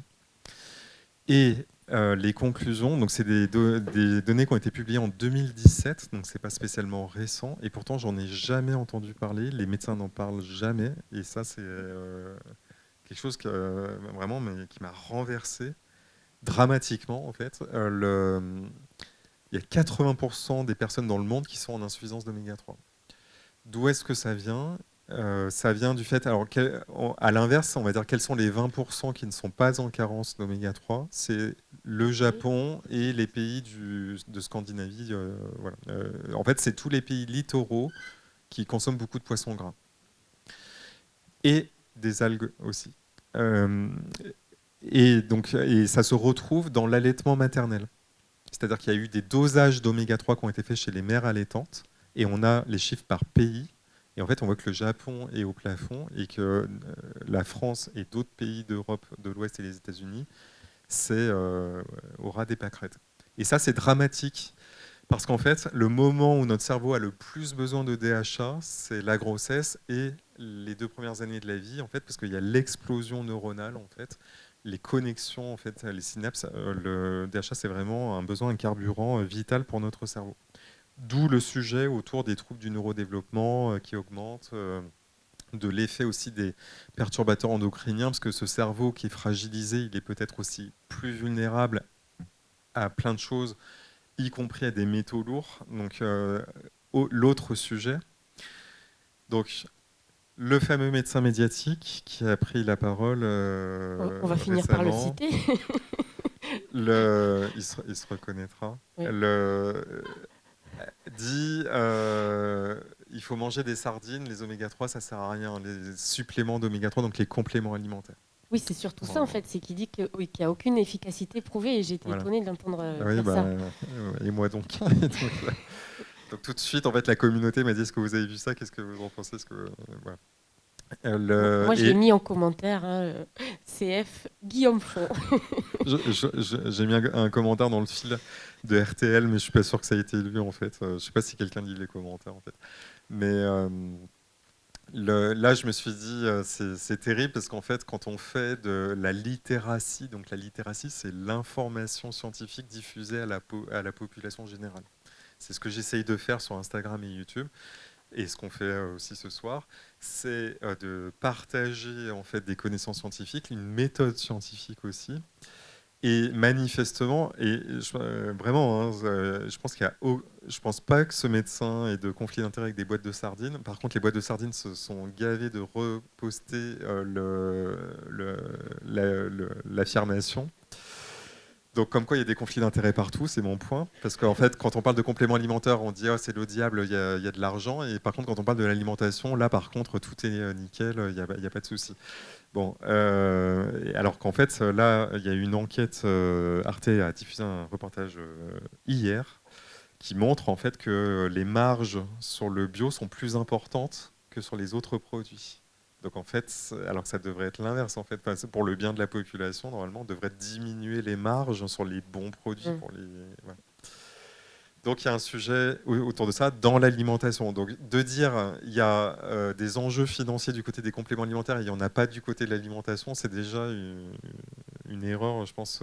Donc il y a de l'argent partout, il y a des intérêts partout. Et moi, ce que je vous présente, en fait, c'est des données scientifiques où on va donc doser dans le sang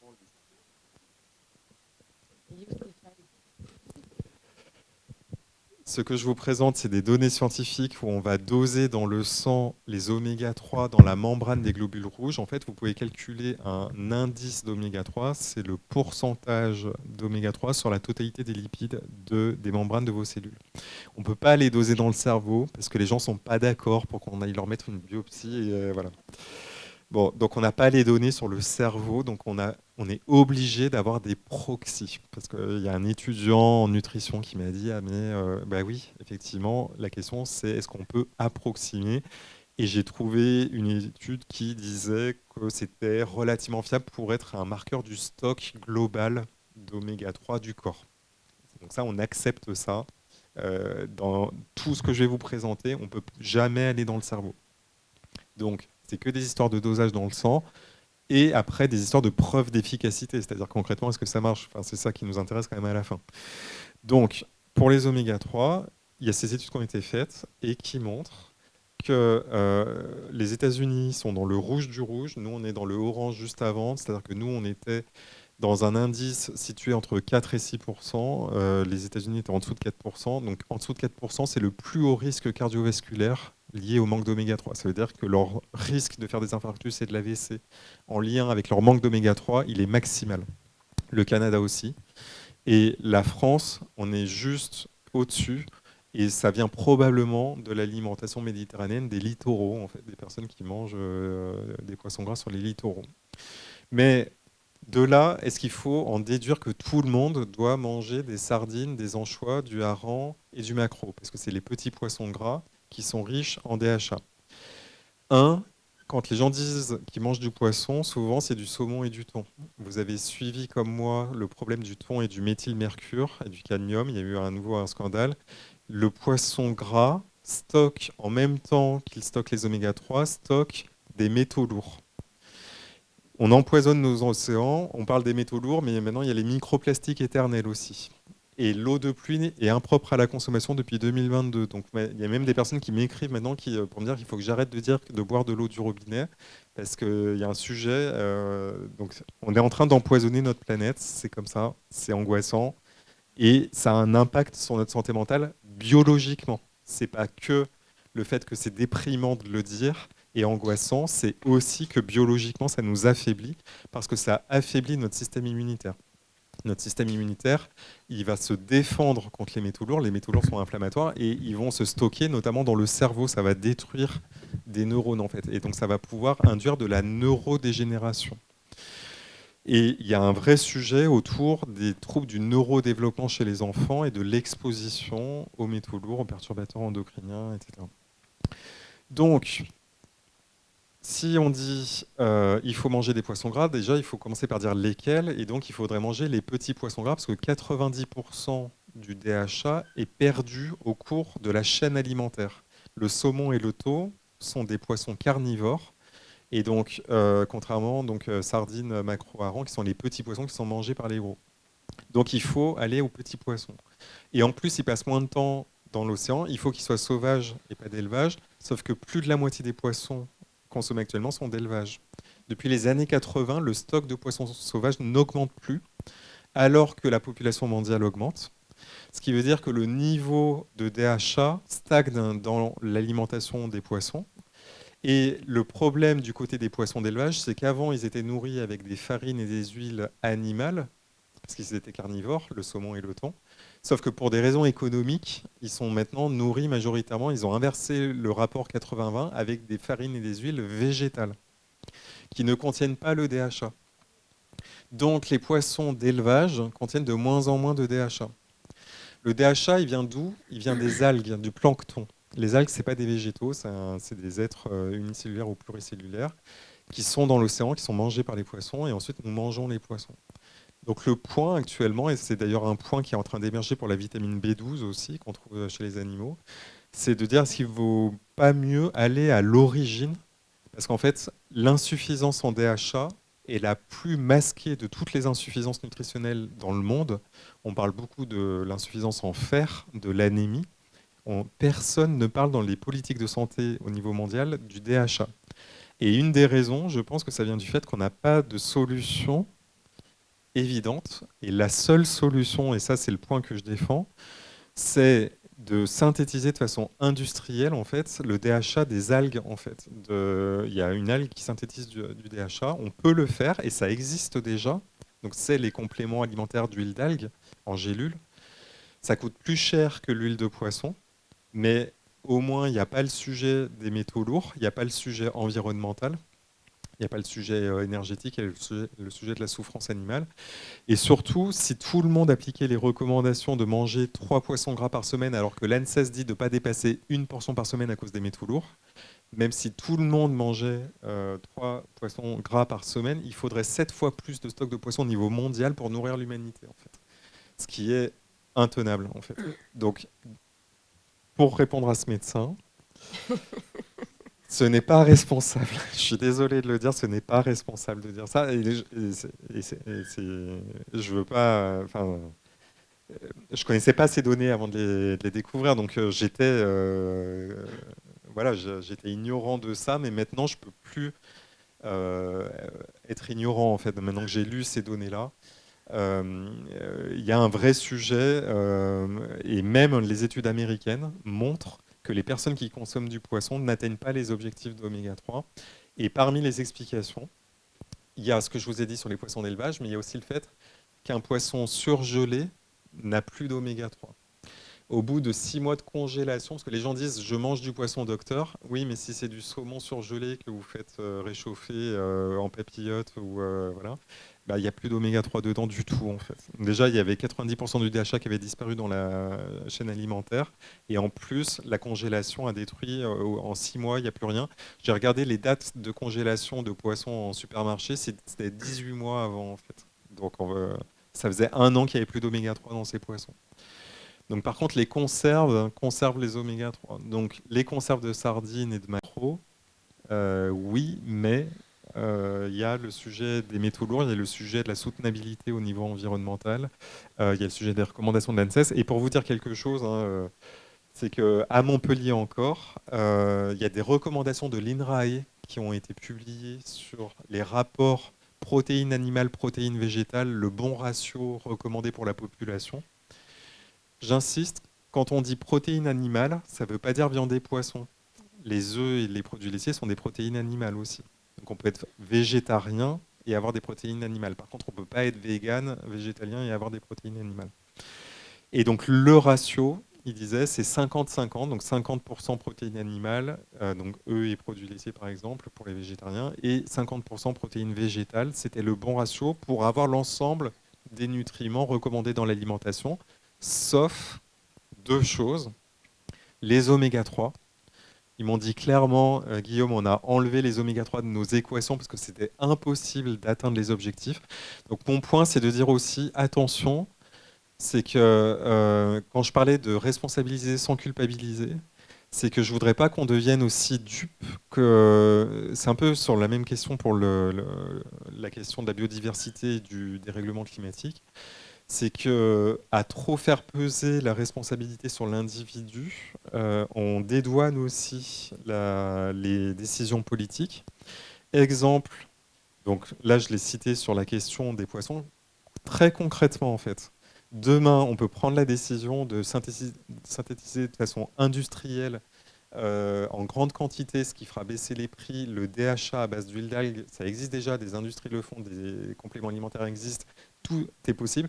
La gélule est le meilleur moyen de faire aller le DHA de l'algue au cerveau humain, parce qu'en termes de conservation, en fait, il n'y a pas de perte, en fait. L'huile est encapsulée, en fait.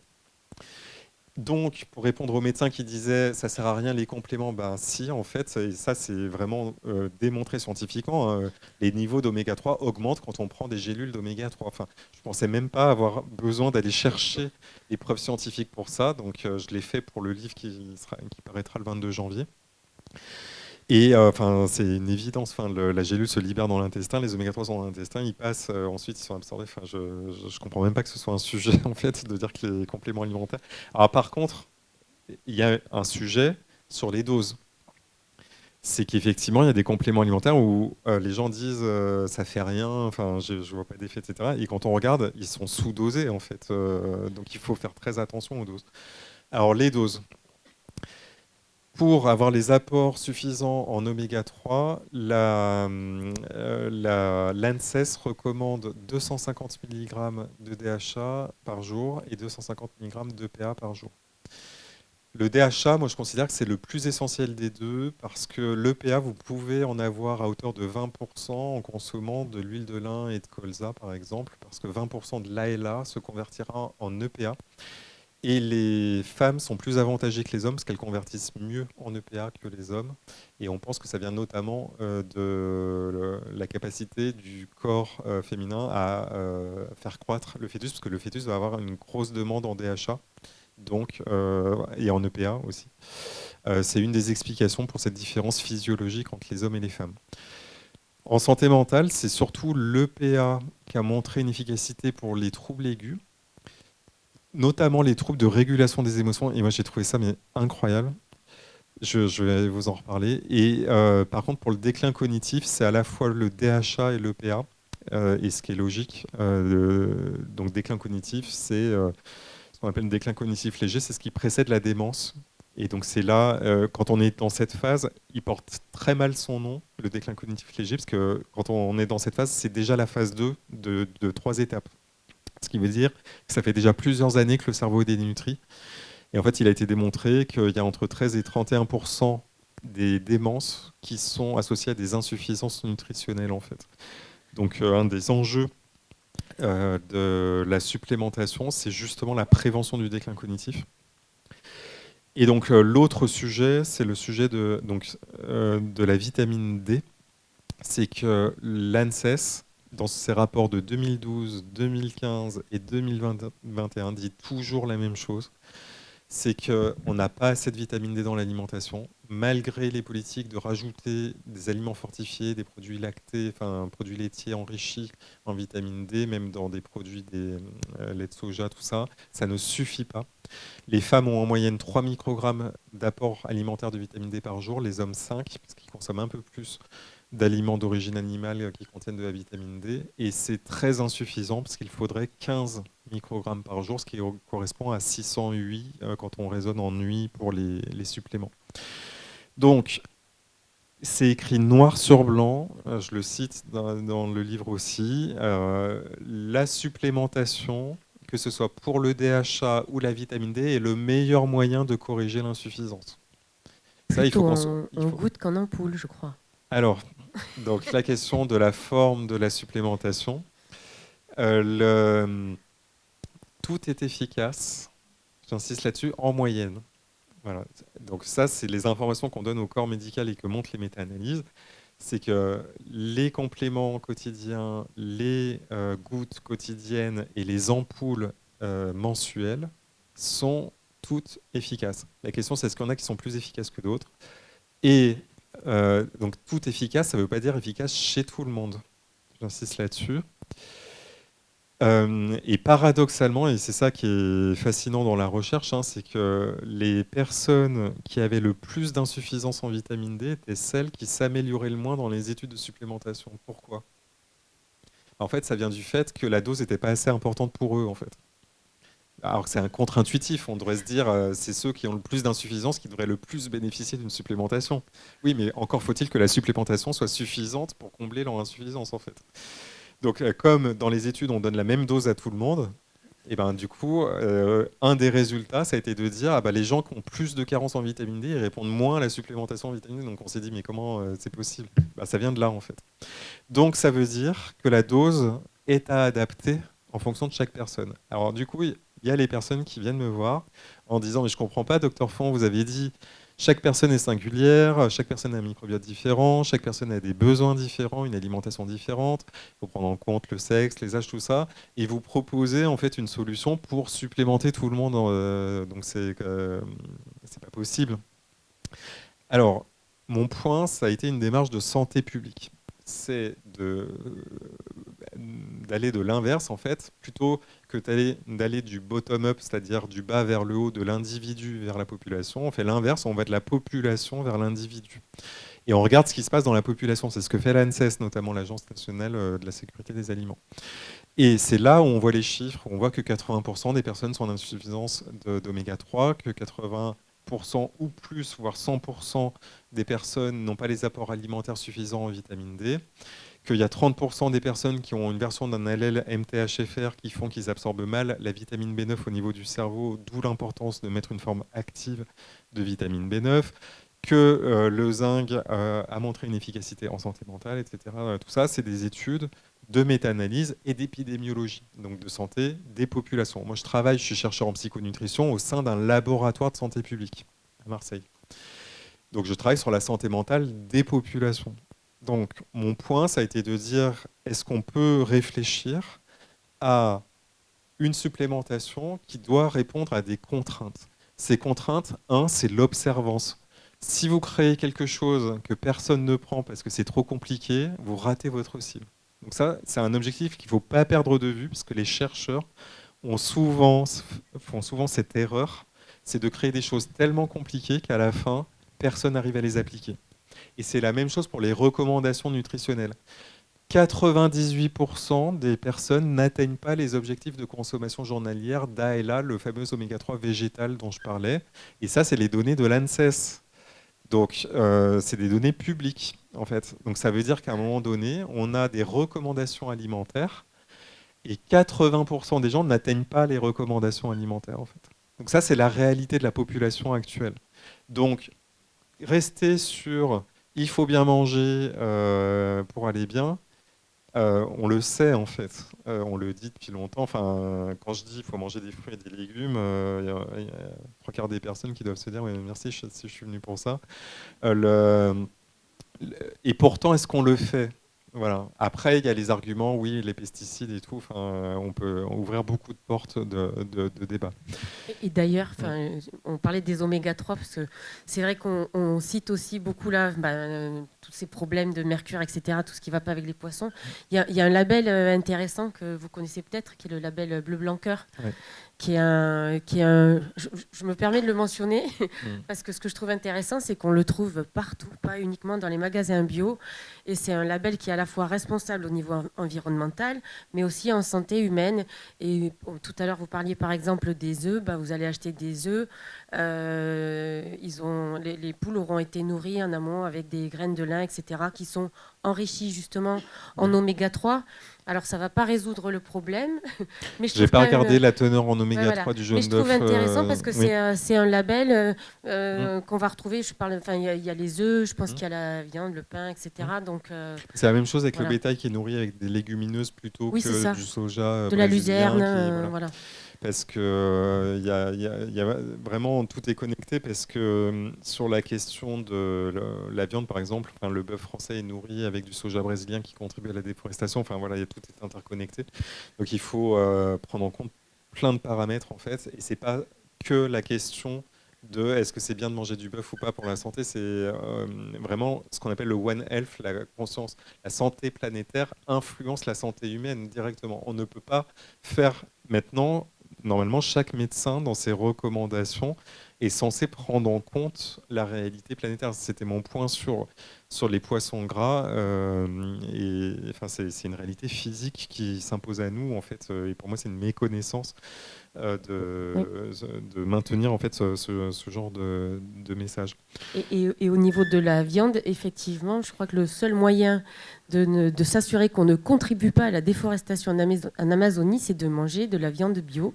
Parce qu'effectivement, c'est la seule où on va savoir qu'il n'y aura pas de nourriture avec l'apport de soja, en fait. Je savais pas que Bah, le parce que label moi, bio. j'ai eu la curiosité de D'accord. chercher pour voir s'il y avait un label. On a reçu cet été, entre autres, Mundijek et Pangaf, on a reçu un chef de tribu papou.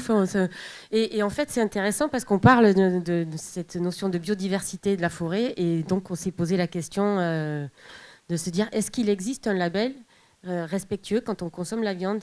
Et si vous achetez de la viande bio, bah, il faut savoir que ça, au-delà des effets des points positifs qu'il y aura pour votre santé, ça va permettre aussi de vous assurer que vous ne contribuez pas une fois de plus à la déforestation. Voilà.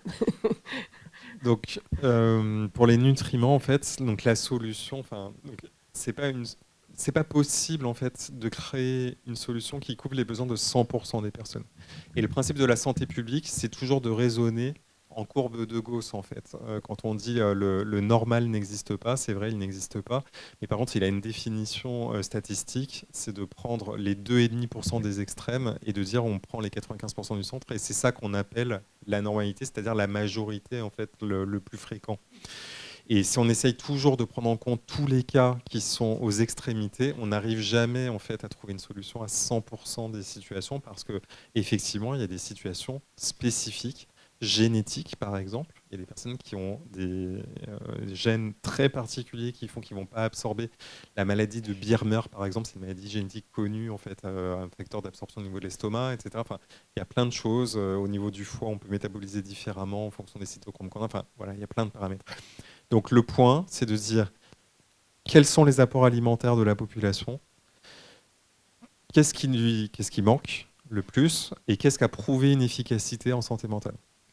Et donc quand on réunit ces trois points, on peut trouver en fait au milieu la solution, en fait, la formule de nutriments qui peuvent être pris dans une routine parce que le sujet c'est tous les jours on prend soin de notre peau, de nos cheveux, de notre silhouette, de nos muscles. Mais qu'est-ce qu'on fait pour prendre soin de notre cerveau en fait? C'est quand même la base de tout. Euh, oui.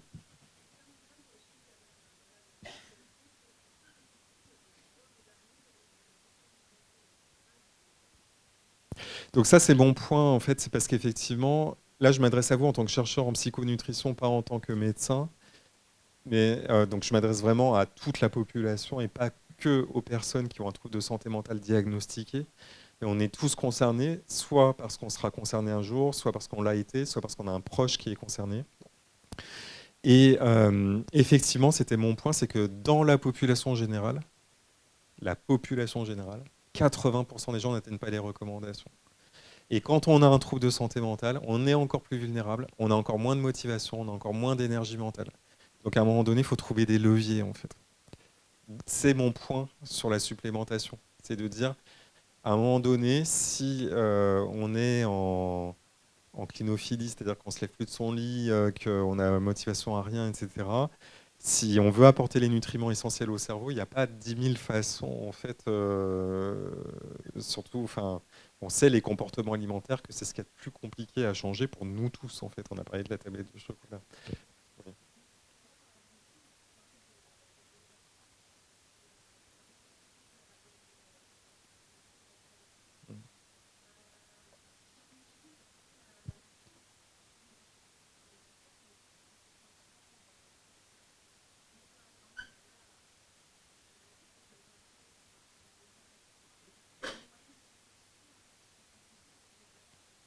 En f- L'origine du DHA, c'est les algues, du plancton.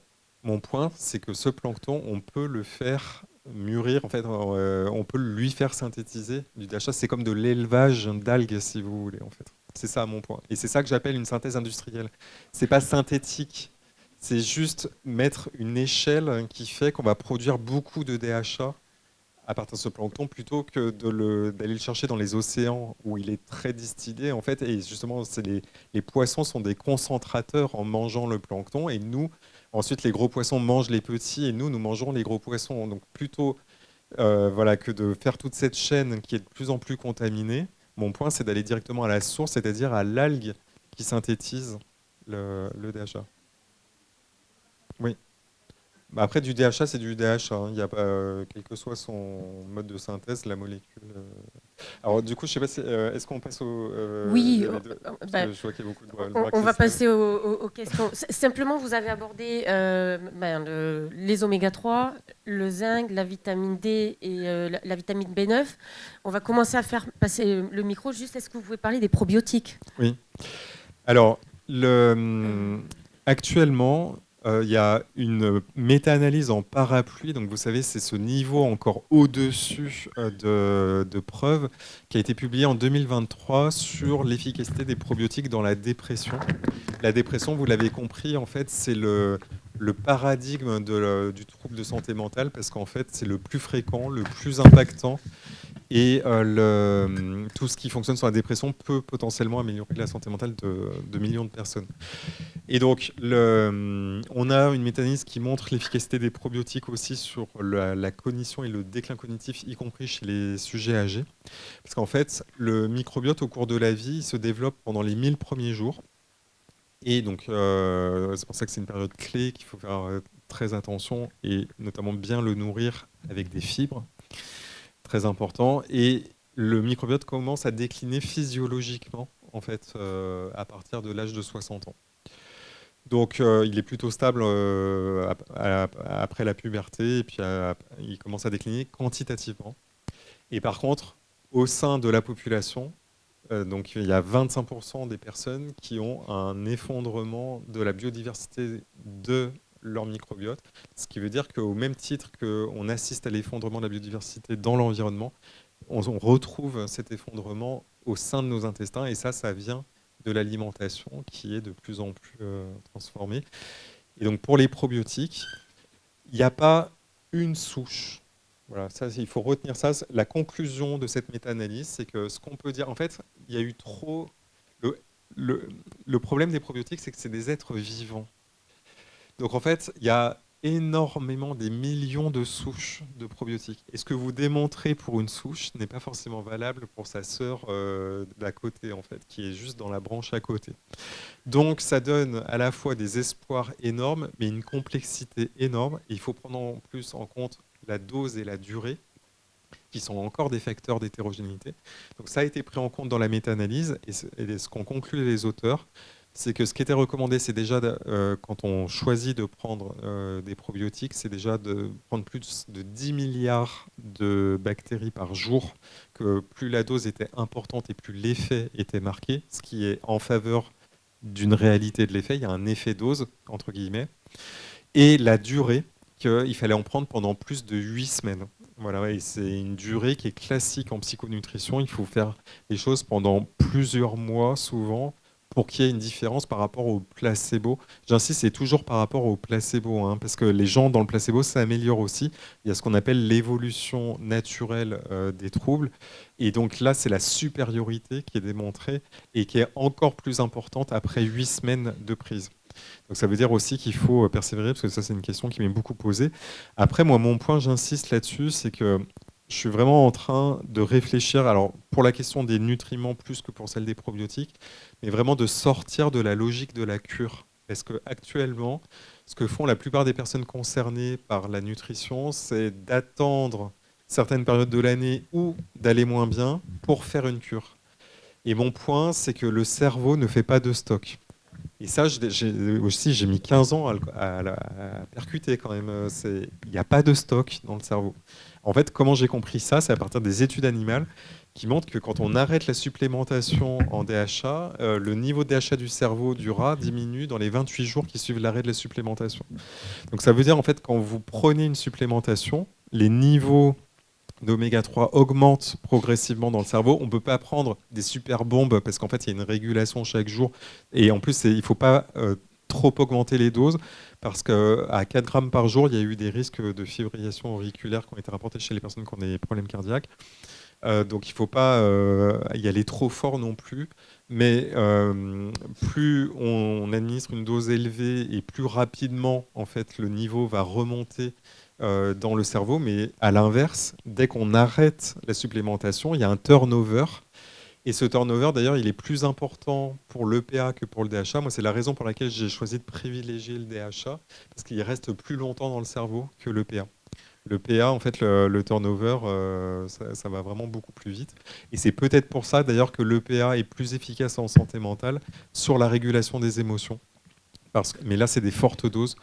Donc c'est sous encadrement médical souvent, et donc voilà, il ne faut pas faire ça n'importe comment. Et puis il y a la question de la combinaison avec les psychotropes, parce que les oméga 3 ont prouvé leur efficacité en combinaison avec les antidépresseurs, par exemple, et dans certaines formes de dépression, comme les dépressions inflammatoires ou les dépressions liées à l'obésité. Voilà, je pense qu'on peut prendre les bonsoir docteur. J'ai un ami à Paris qui on a prescrit des antibiotiques en excès et il est tombé dans une grave dépression. Donc je lui ai conseillé de demander à son docteur de faire une analyse justement de son intestin. Voilà. Son médecin n'a pas pu le renseigner et ni son gastro-entérologue. Comment on fait pour... Alors on ne fait pas. Voilà. En fait, les analyses, la métagénomique dont j'ai parlé appartient encore au domaine de la recherche parce qu'en fait, on n'arrive pas à standardiser, à calibrer les bases. C'est-à-dire, en fait, pour dire les choses simplement, on n'arrive pas à définir ce qu'est un microbiote sain. Et ça, c'est compliqué parce qu'en fait, ce qu'on a fait jusqu'à maintenant, c'est on prend des populations qui ont des maladies, on regarde leur microbiote et on regarde si elles diffèrent d'une autre population qui n'a pas la maladie. Et on trouve qu'il y a plus de certaines bactéries et moins d'autres certaines bactéries. Dans la dépression, par exemple, les personnes dépressives ont plus de certaines souches et moins d'autres certaines souches, mais ça change selon les études. Donc après, il y a des méta-analyses qui disent en moyenne, il y a plus de ça et il y a moins de ça. Après, donc l'étape d'après, on peut se dire, il faudrait donc recorriger en fait. Et à côté de ça, on a les données d'efficacité des probiotiques qui montrent que certaines souches ont montré une efficacité en monosouche, souvent elles sont administrées une seule souche, ou en cocktail de souches. Et effectivement, actuellement, ce qu'on pense, c'est que le cocktail est préférable, c'est-à-dire qu'il vaudrait mieux diversifier, donc par exemple 5 à 8 souches, lactobacilles, bifidobactères par exemple, qui sont deux grands types de bactéries, pour augmenter les chances d'atteindre la cible. Après, ce qui est fascinant, c'est qu'on découvre dans les fonctions des bactéries des propriétés spécifiques et que maintenant on sort de la souche pour aller à la fonction. C'est-à-dire plutôt que de décrire la souche augmentée ou la souche diminuée, c'est de dire est-ce que cette personne va avoir une diminution de la fonction tryptophane dans le microbiote? Parce que le microbiote, il est capable de synthétiser le tryptophane. Vous vous souvenez de ce que je vous ai dit sur les neurotransmetteurs? Et en fait, il y a des études fascinantes en fait, qui montrent que des rats qui sont privés de tryptophane, s'ils ont les bactéries qui synthétisent le tryptophane, ils n'ont pas les effets de la privation de tryptophane dans l'alimentation. Donc les bactéries nous protégeraient de certaines carences alimentaires. Donc c'est absolument fascinant parce que ça pourrait expliquer pourquoi certaines personnes, effectivement, ont un lien entre l'alimentation et la dépression et pas d'autres, par exemple. Ça pourrait venir d'un microbiote. En fait, plus notre microbiote est fragilisé et plus on est vulnérable en fait, à l'alimentation, mais aussi aux différentes sources qu'on a évoquées, à l'inflammation, à la pollution.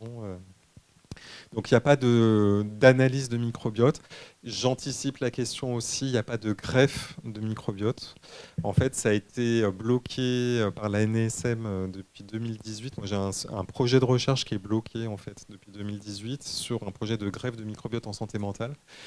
La greffe de microbiote, c'est prendre le microbiote d'un être humain sain pour le greffer à un être humain malade et regarder si ça améliore l'être humain malade. La seule indication à la greffe de microbiote actuellement, c'est la colite à Clostridium difficile, qui est donc une colite intestinale induite par les antibiotiques et qui a une excellente efficacité, 90% de réussite, ce qui est énorme en termes d'efficacité. Il n'y a aucune autre indication validée actuellement. Donc c'est pour ça que mon point dans ces situations-là, c'est plutôt de bien regarder l'alimentation et d'aller éventuellement aux probiotiques s'il y a un point d'appel, comme ça, s'il y a un facteur déclenchant antibiotique, que le probiotique peut être, je pense, le plus indiqué. Alors, oui. Moi, j'ai une question très rapide. Est-ce qu'on peut supplémenter les enfants en oméga 3 et en vitamine D, oui, mais surtout en oméga 3? Alors moi, la réponse est oui, je supplémente ma fille. Voilà. Donc, la question, c'est la forme de la supplémentation qui peut être compliquée. Il existe des huiles qui contiennent du THA. Il faut bien regarder, parce que donc, si vous avez suivi ce que j'ai dit, en fait, il ne suffit pas de donner des mélanges d'huile de colza, de lin, parce qu'en fait, il n'y aura pas de DHA dedans, enfin, à hauteur de 1% de conversion. Et il existe des huiles, des mélanges d'huiles. Alors souvent, c'est avec de l'huile de poisson, mais ça peut exister à base d'huile d'algue. Donc après, il faut regarder l'origine des ingrédients. Et d'ailleurs, c'est intéressant parce que dans les laits de substitution pour les enfants, le DHA peut être origine des poissons ou origine des algues aussi. Et dans les formules bio, souvent, il vient de l'algue, en fait. Moi, c'était un des critères de choix que j'avais. Et très clairement, en fait, moi, donc c'est une petite bouteille d'huile qui a un mélange d'huile et qui a du DHA, et je rajoute ça en fait à chaque plat, à chaque repas en fait. C'est pour moi le meilleur moyen que j'ai trouvé, et à mon sens, en fait, il n'y a pas de raison d'arrêter en fait une supplémentation plus tard, parce que j'ai encore eu le débat avec des collègues psychiatres, en fait, où il y avait une collègue pédopsychiatre apparemment qui disait que certains médecins disaient que, par exemple, pour la supplémentation en vitamine D, après 3 ans, ça ne servait plus à rien. J'ai regardé la littérature sur PubMed, donc le moteur de recherche de la littérature, parce qu'il faut se tenir à jour, il y a énormément de nouvelles publications. Donc moi, vraiment, je retourne très régulièrement regarder la littérature scientifique, parce que je découvre vraiment, là, ce que je vous dis ce soir, il y a une partie des données que je vous ai dites ce soir que j'ai découvert dans les 3 derniers mois, en fait. Ça va très, très vite. En fait. Et c'est ça qui est exaltant dans ce domaine, en fait. C'est que c'est très dynamique, en fait. Donc pour moi, c'est un bonheur à partager, parce que j'ai toujours des nouvelles choses à dire. Et en même temps, il faut arriver à suivre. Et c'est ça le problème du corps médical actuellement, c'est que c'est compliqué de s'informer de façon fiable et de suivre en fait l'actualité. Déjà dans son domaine, c'est chronophage, mais alors quand c'est dans le domaine des autres. Et donc tout ça pour dire que j'ai trouvé des données sur la vitamine D aussi en santé mentale de l'enfant, que la supplémentation en vitamine D, elle est recommandée chez le nourrisson, mais en fait elle est recommandée, et j'en ai parlé pareil avec la pédiatre de ma fille, jusqu'à 18 ans, et il n'y a aucune raison que ça s'arrête à 18 ans, parce que la santé mentale, pour les raisons que je vous ai dites, en fait, fait que la supplémentation est recommandée tout au long de la vie. Et le problème, c'est là aussi où il y a des messages contradictoires, c'est qu'il y a des médecins qui disent ça sert à rien la vitamine D. J'avais un interne qui était passé dans mon service, que j'avais formé, qui est ensuite allé en gériatrie, et les gériatres lui avaient dit dans ce service la vitamine D, c'est un complot pour faire vendre des ampoules. Bon, donc le niveau de preuve de cet argumentaire est quand même faible, mais quand on voit les quantités d'efficacité de la vitamine D, et pas que sur la santé mentale, parce que c'est aussi sur la santé immunitaire, je précise qu'il y a une méta-analyse qui a démontré que la vitamine D diminuait l'infection au Covid et le taux d'admission en réa après un Covid. C'est publié, et j'ai eu des retours de témoignages de médecins qui disent qu'il n'y a rien qui marche dans le Covid. Et la supplémentation en vitamine D n'est pas du tout instaurée de façon systématique à l'hôpital. Alors qu'en fait, si on est hospitalisé, par définition, on appartient à une population à risque, en fait, quel que soit son motif d'hospitalisation.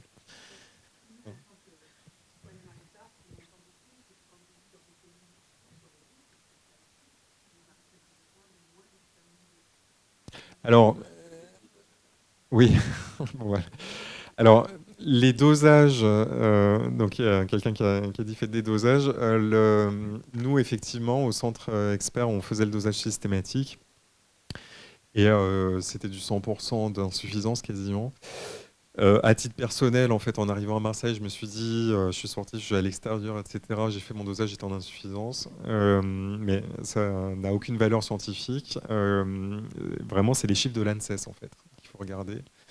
L'ANSES le dit très clairement, c'est pour la population française dans sa totalité. Il n'y a pas de région exemptée. Pourquoi ? Parce que pour avoir la synthèse solaire de vitamine D. Pour combler les besoins, il faudrait s'exposer au moins 20 minutes sur une partie significative du corps, c'est-à-dire le torse, donc pas seulement les avant-bras, en milieu de journée et sur juillet et août, quoi, grosso modo. Donc voilà.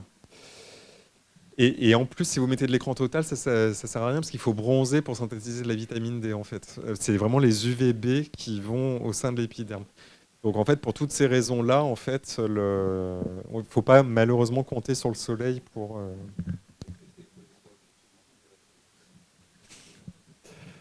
Je ne sais pas qui a le micro. Là. Oui, non. Allez-y.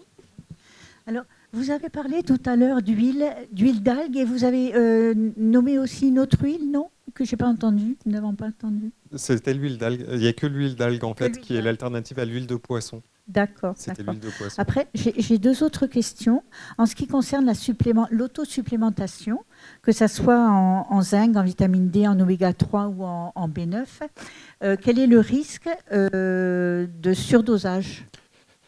Excellente question, merci. Donc c'est pour ça en fait que les recommandations nutritives pour la population RNP de l'ANSES ont été publiées. RNP, pardon? Les RNP, recommandations nutritives pour la population nutritionnelle, pardon.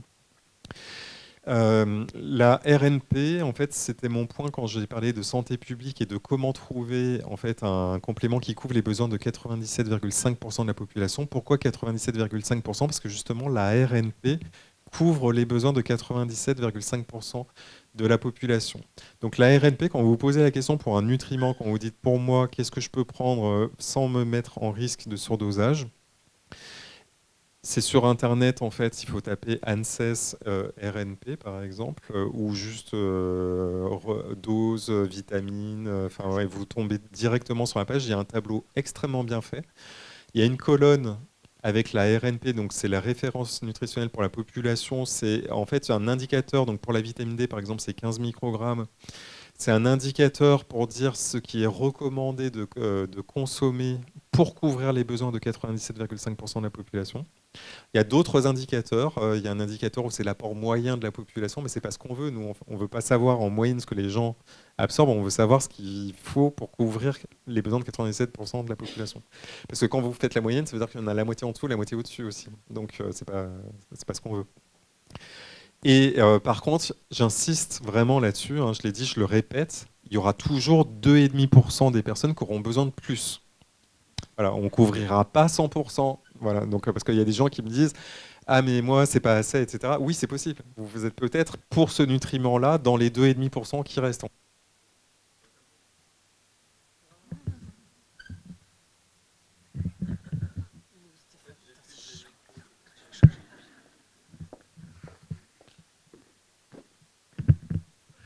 En fait, je suis tellement bavard que les micros en ont marre, en fait. Pour la vitamine D, par exemple, j'ai des personnes qui me disent 608, donc 15 microgrammes, c'est la RNP. Moi, ça suffit pas. Ben, c'est OK, en fait, ça ne m'étonne pas. Et effectivement, elles font peut-être partie des 2,5%. Pourquoi il y a 2,5% il y a plein de facteurs. Il y a l'âge, le sexe, le poids qui influencent en fait la dose nécessaire. Les oméga 3, la vitamine D, ça dépend du poids par exemple. En fait, plus la personne a un poids important et plus il va falloir augmenter la dose pour avoir le même volume de répartition, en fait, notamment parce que ce sont des lipides qui se stockent dans la graisse. Donc ça, c'est des choses qui varient en fait d'un nutriment à l'autre.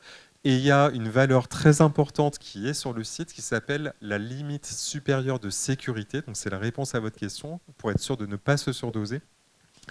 La limite supérieure de sécurité, c'est la dose qui est 2,5 fois inférieure à la première dose à laquelle un effet indésirable a été rapporté.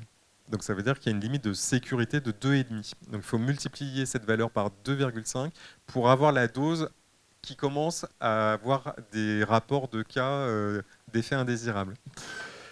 Et pour la vitamine D, par exemple, donc la RNP, elle est de 15 microgrammes par jour, 600 UI. La limite supérieure de sécurité, elle est de 4000 UI. Donc ça veut dire que c'est 6 fois la RNP.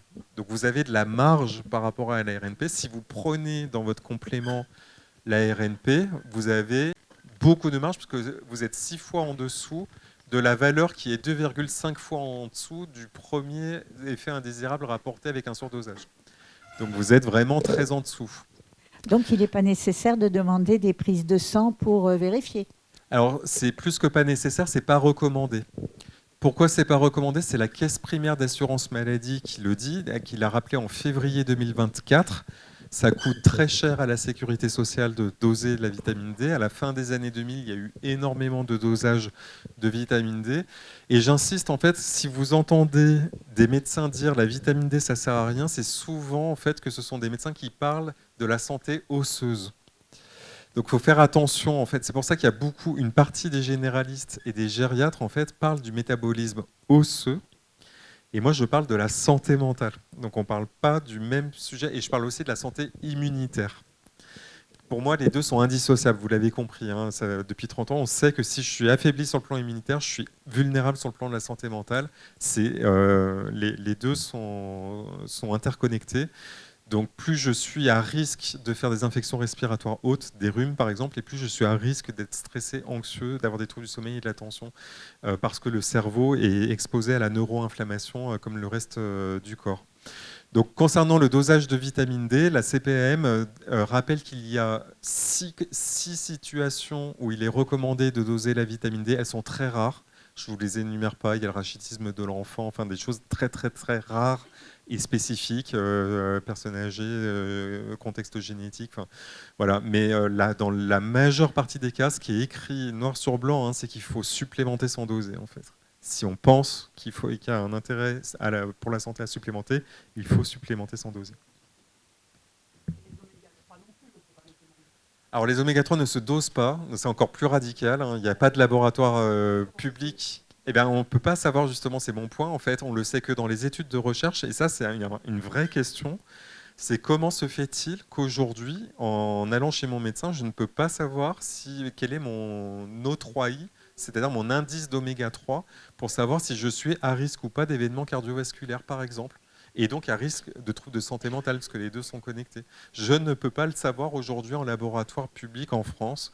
J'ai posé la question à la l'APHM, l'Assistance publique des hôpitaux de Marseille, ils n'ont pas le dosage, et ça n'existe pas en France, en fait, je ne l'ai jamais trouvé nulle part. Il y a certains dosages comme ça. Comment? Oui. Oui, voilà, dans des laboratoires spécialisés qui font les profils érythrocytaires, mais pas dans les laboratoires hospitaliers, par exemple. Bonsoir. J'avais 2 questions à vous poser. La première, c'était une question relative au sucre.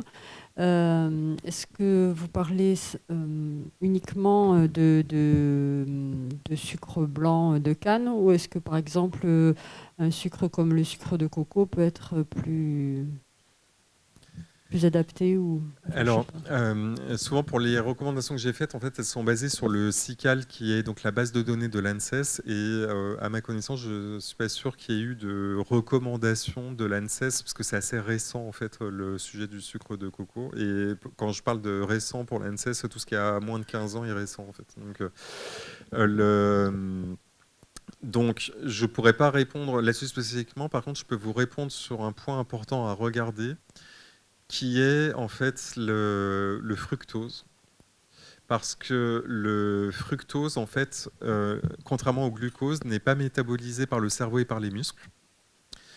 Donc, le saccharose, qui est le sucre de table, en fait, c'est du glucose et du fructose, en fait, moitié-moitié. Donc, le glucose, on peut se dire, si on a une activité physique, et on a a priori tous une activité mentale ou presque, donc le glucose peut être utilisé directement par ces organes, mais tout ce qui est en excès va se stocker. C'est toute la question de l'excès, c'est toujours la même histoire en fait, c'est comme pour les graisses saturées en fait. Les graisses saturées, elles peuvent servir de carburant énergétique. Donc, si je suis en train de faire un effort d'endurance ou de juste une mobilité active, tout ça, je me sers des calories de mon alimentation, il n'y a pas de problème. Par contre, tout ce qui est en excès, en fait, va commencer à se stocker. Et par contre, le fructose, lui, va directement au niveau du foie se stocker, ce qui donne la maladie du foie gras non alcoolique, la fameuse NASH, en fait, qui est en train d'exploser et qui est très, très, très fréquente en santé mentale. Chez les personnes qui consultent en santé mentale, elles ont beaucoup de problèmes de foie gras non alcoolique parce que ça vient d'un excès de consommation de fructose et d'un manque d'activité physique et de sédentarité. Et en fait, une des raisons, c'est qu'on en trouve beaucoup dans les produits ultra transformés.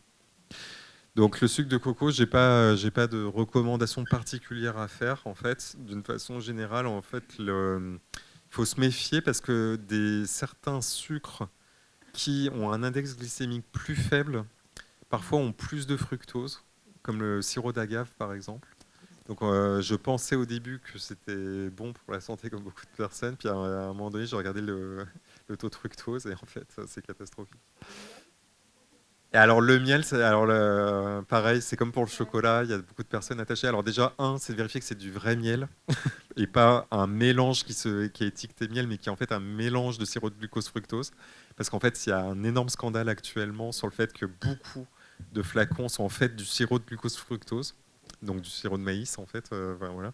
Et avec un peu de miel et présenté avec l'étiquette miel. Donc il y a un vrai sujet là-dessus.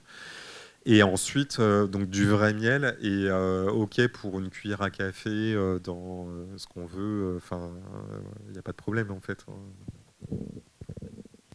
Et j'avais une deuxième question, excusez-moi. J'avais une deuxième question, c'était par rapport à l'attention. Ça a été vaguement abordé au début de la conférence, Oui. mais pas trop développé. En quoi l'alimentation peut aider à la concentration. Et notamment, vous aviez abordé la question du TDAH. Il n'y a pas que les enfants qui ont des TDAH, il y a des adultes aussi. Et du coup, comment, en tant qu'adulte TDAH, je peux... par l'alimentation, être aidé. Alors, en fait, je pense que la meilleure chose à faire, c'est de vérifier, de limiter les aliments à index glycémique élevé.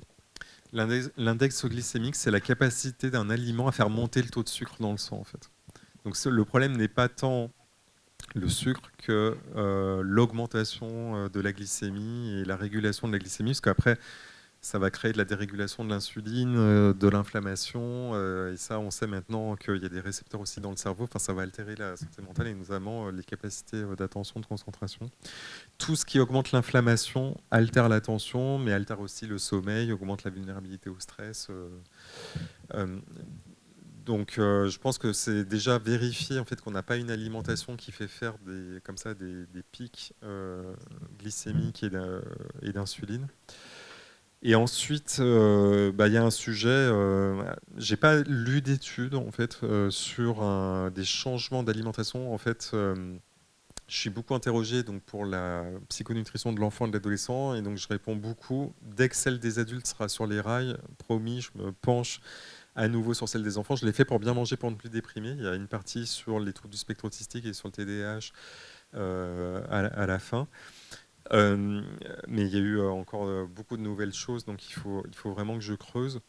Après, c'est plus des rapports d'expérience directe de parents que j'ai eus qui m'ont dit que ça avait changé la vie à la maison, en fait, de changer justement l'alimentation et notamment tout ce qui était produits ultra transformés, donc riches en sucre caché, en fait, aussi. Tout ce qui était boissons sucrées surtout, donc les fameux sodas et jus de fruits dont on parlait aussi. Et après, par contre, j'ai pas de réponse sur, par exemple, est-ce que le cétogène améliorerait le TDAH de l'adulte. Pour répondre à votre question, en fait, le TDAH de l'adulte, déjà, c'est une reconnaissance nosographique très récente. Il y a même encore des débats sur l'existence, même si on sait que le TDAH de l'enfance persiste dans de nombreux cas à l'âge adulte. Par contre, l'apparition du TDAH à l'âge adulte a été reconnue que très tardivement, en fait. Donc, voilà, donc comme on en est encore au niveau du débat sur l'existence du TDAH de l'adulte, ça rend complexe la recherche sur le sujet, en fait. Oui, c'est ça. Mais il y a aussi en fait des apparitions de troubles de régulation de l'attention à l'âge adulte qui sont liés à ce qu'on appelle la charge mentale, en fait, et qui sont un épuisement de la charge mentale en lien avec, je pense, un épuisement nutritif en fait, qui fait que les capacités du cerveau en fait à s'adapter à des conditions, par exemple, de privation de sommeil chronique, Je pense aux jeunes parents, je pense aux personnes qui ont des emplois coupés, qui travaillent de nuit, enfin des situations comme ça où on place en fait le cerveau dans un contexte qui n'est pas favorable, qui peuvent déclencher d'authentiques troubles de régulation de l'attention de par l'environnement en fait. Oui, bonsoir. Je vais peut-être poser ma question, passer à la prochaine, parce que ça commence à faire tard. Première partie, c'est est-ce qu'il faut combiner la vitamine D avec la vitamine K? J'ai entendu ça pas mal. Et est-ce qu'on peut faire quelque chose pour soit supplémenter ou autre chose pour éviter de manger émotionnellement? Comme vous avez dit, beaucoup de femmes sont sujettes à ça, pour éviter ces fringales de sucre ou de tout ça, cette alimentation émotionnelle. Est-ce qu'on peut faire quelque chose? Pour la vitamine D, vitamine K, en fait, ce que je rappelle, c'est que la vitamine D seule est déjà efficace. En fait, la vitamine K, la question se pose pour les personnes qui ont des problèmes d'absorption de vitamine D, ce qui est quand même rare. Et donc, elle favoriserait l'absorption en fait, de la vitamine D. Mais dans toutes les études que j'ai citées ce soir, il n'y a pas de vitamine K, hein, c'est que de la vitamine D qui est administrée. Donc, c'est des cas vraiment où il y a une insuffisance malgré une supplémentation à bonne dose. Mon point, c'est de dire mettez d'abord la dose adaptée de vitamine D, ce sera probablement plus intéressant. Mais après, on peut aussi choisir l'option de garder une dose plus faible et de la vitamine K avec. Et après, donc pour l'alimentation émotionnelle, si j'avais la solution, je pense que je serais déjà prix Nobel. L'alimentation émotionnelle, c'est très compliqué. Actuellement, en fait, c'est très récent en termes. C'est comme pour le TDAH de l'adulte, c'est très récent en termes de concepts scientifiques. Les études, elles sont pas si nombreuses que ça. En fait, il y a une étude quand même sur la base Nutrinet. Donc, c'est une énorme cohorte française, tout ça qui a été faite. Et donc, il y a quelques équipes quand même qui se spécialisent là-dessus.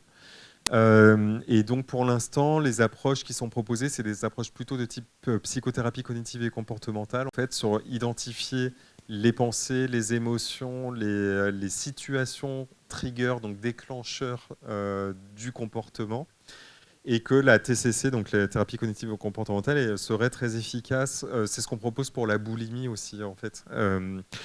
Après, bien sûr, s'affamer n'est pas la solution, parce que c'est sûr que plus on est affamé et plus on est vulnérable à la compulsion, en fait, même en dehors de l'alimentation émotionnelle, en fait.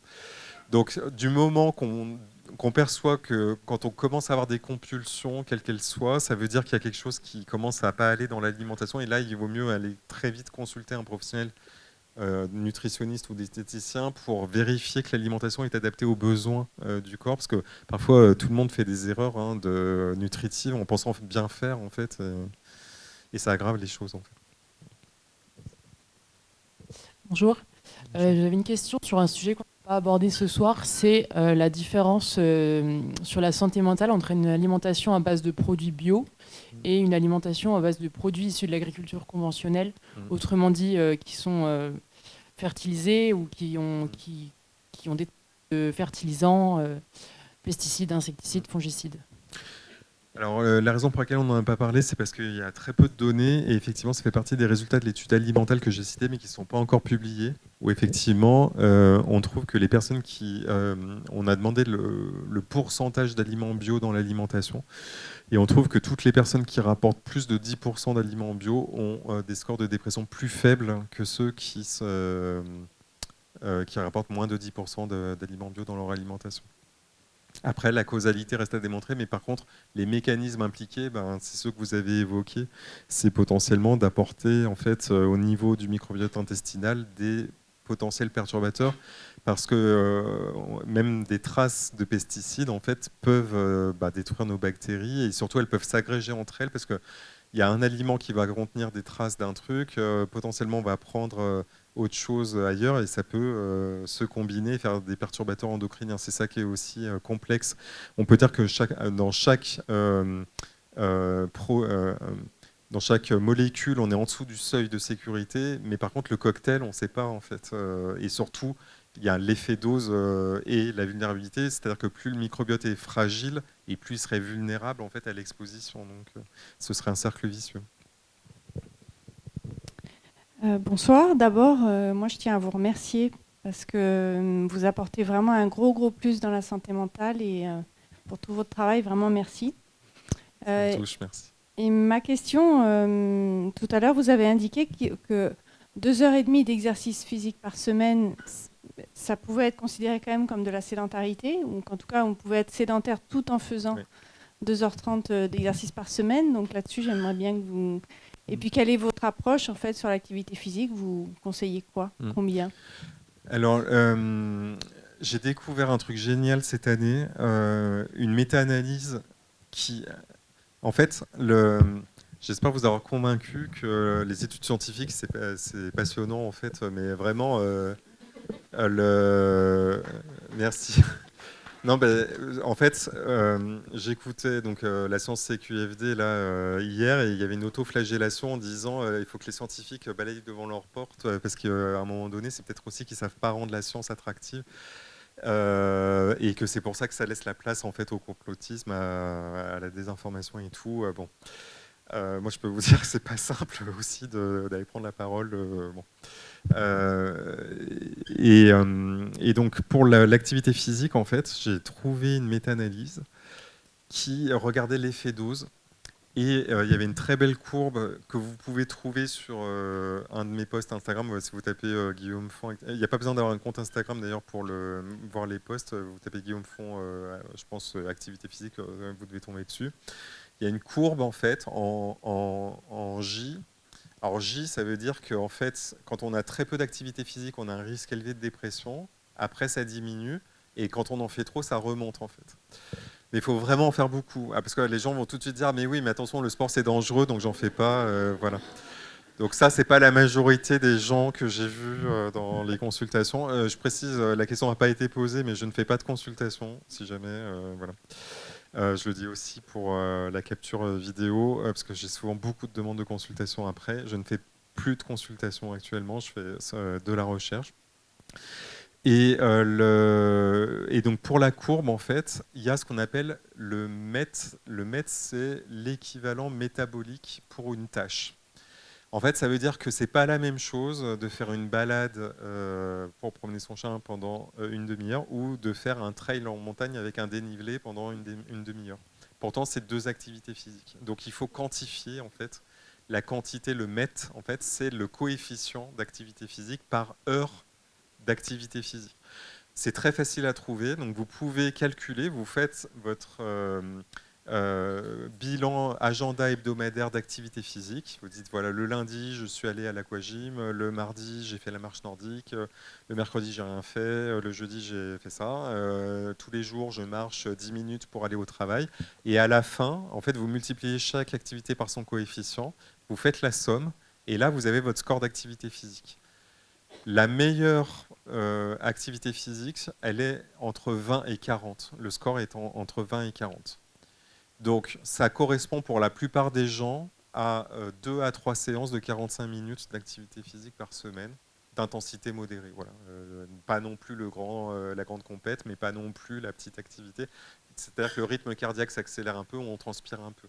Alors il y a des gens qui me disent je suis allergique à la transpiration, tout ça. Enfin, bon, là, quand on veut pas, enfin, on peut pas faire boire un âne qui n'a pas soif. Hein, donc après, donc sur le point d'être sédentaire et actif en même temps, c'est que quand on est assis au coucher, le compteur de la sédentarité tourne. Donc en fait, l'activité physique, vous n'êtes pas sédentaire pendant que vous faites l'activité physique, mais si vous faites que 2h30 d'activité physique et que tout le reste de la semaine, vous avez un métier, vous êtes assis derrière un bureau comme moi, vous êtes sédentaire en fait. Donc mon point, c'est en fait, maintenant, toutes mes conférences, mes visios, tout ça, je fais tout debout en fait. Parfois, quand je mange seul, je mange debout. Et maintenant, je commence... Alors, j'ai pas encore été interné en hôpital psychiatrique à la PHM, mais je commence à faire mes réunions debout aussi en présentiel. Pour l'instant, ça passe plutôt pas mal en fait. Les gens doivent se dire que j'ai juste un problème de dos ou quelque chose comme ça, mais je dis non, c'est bon, je reste debout et je commence à faire mes réunions debout. Et je vous garantis qu'à la fin de la journée, on est en bien meilleure forme que quand on est resté assis toute la journée, vraiment. Le méthylfolate, par exemple, il n'est pas disponible à la prescription en France.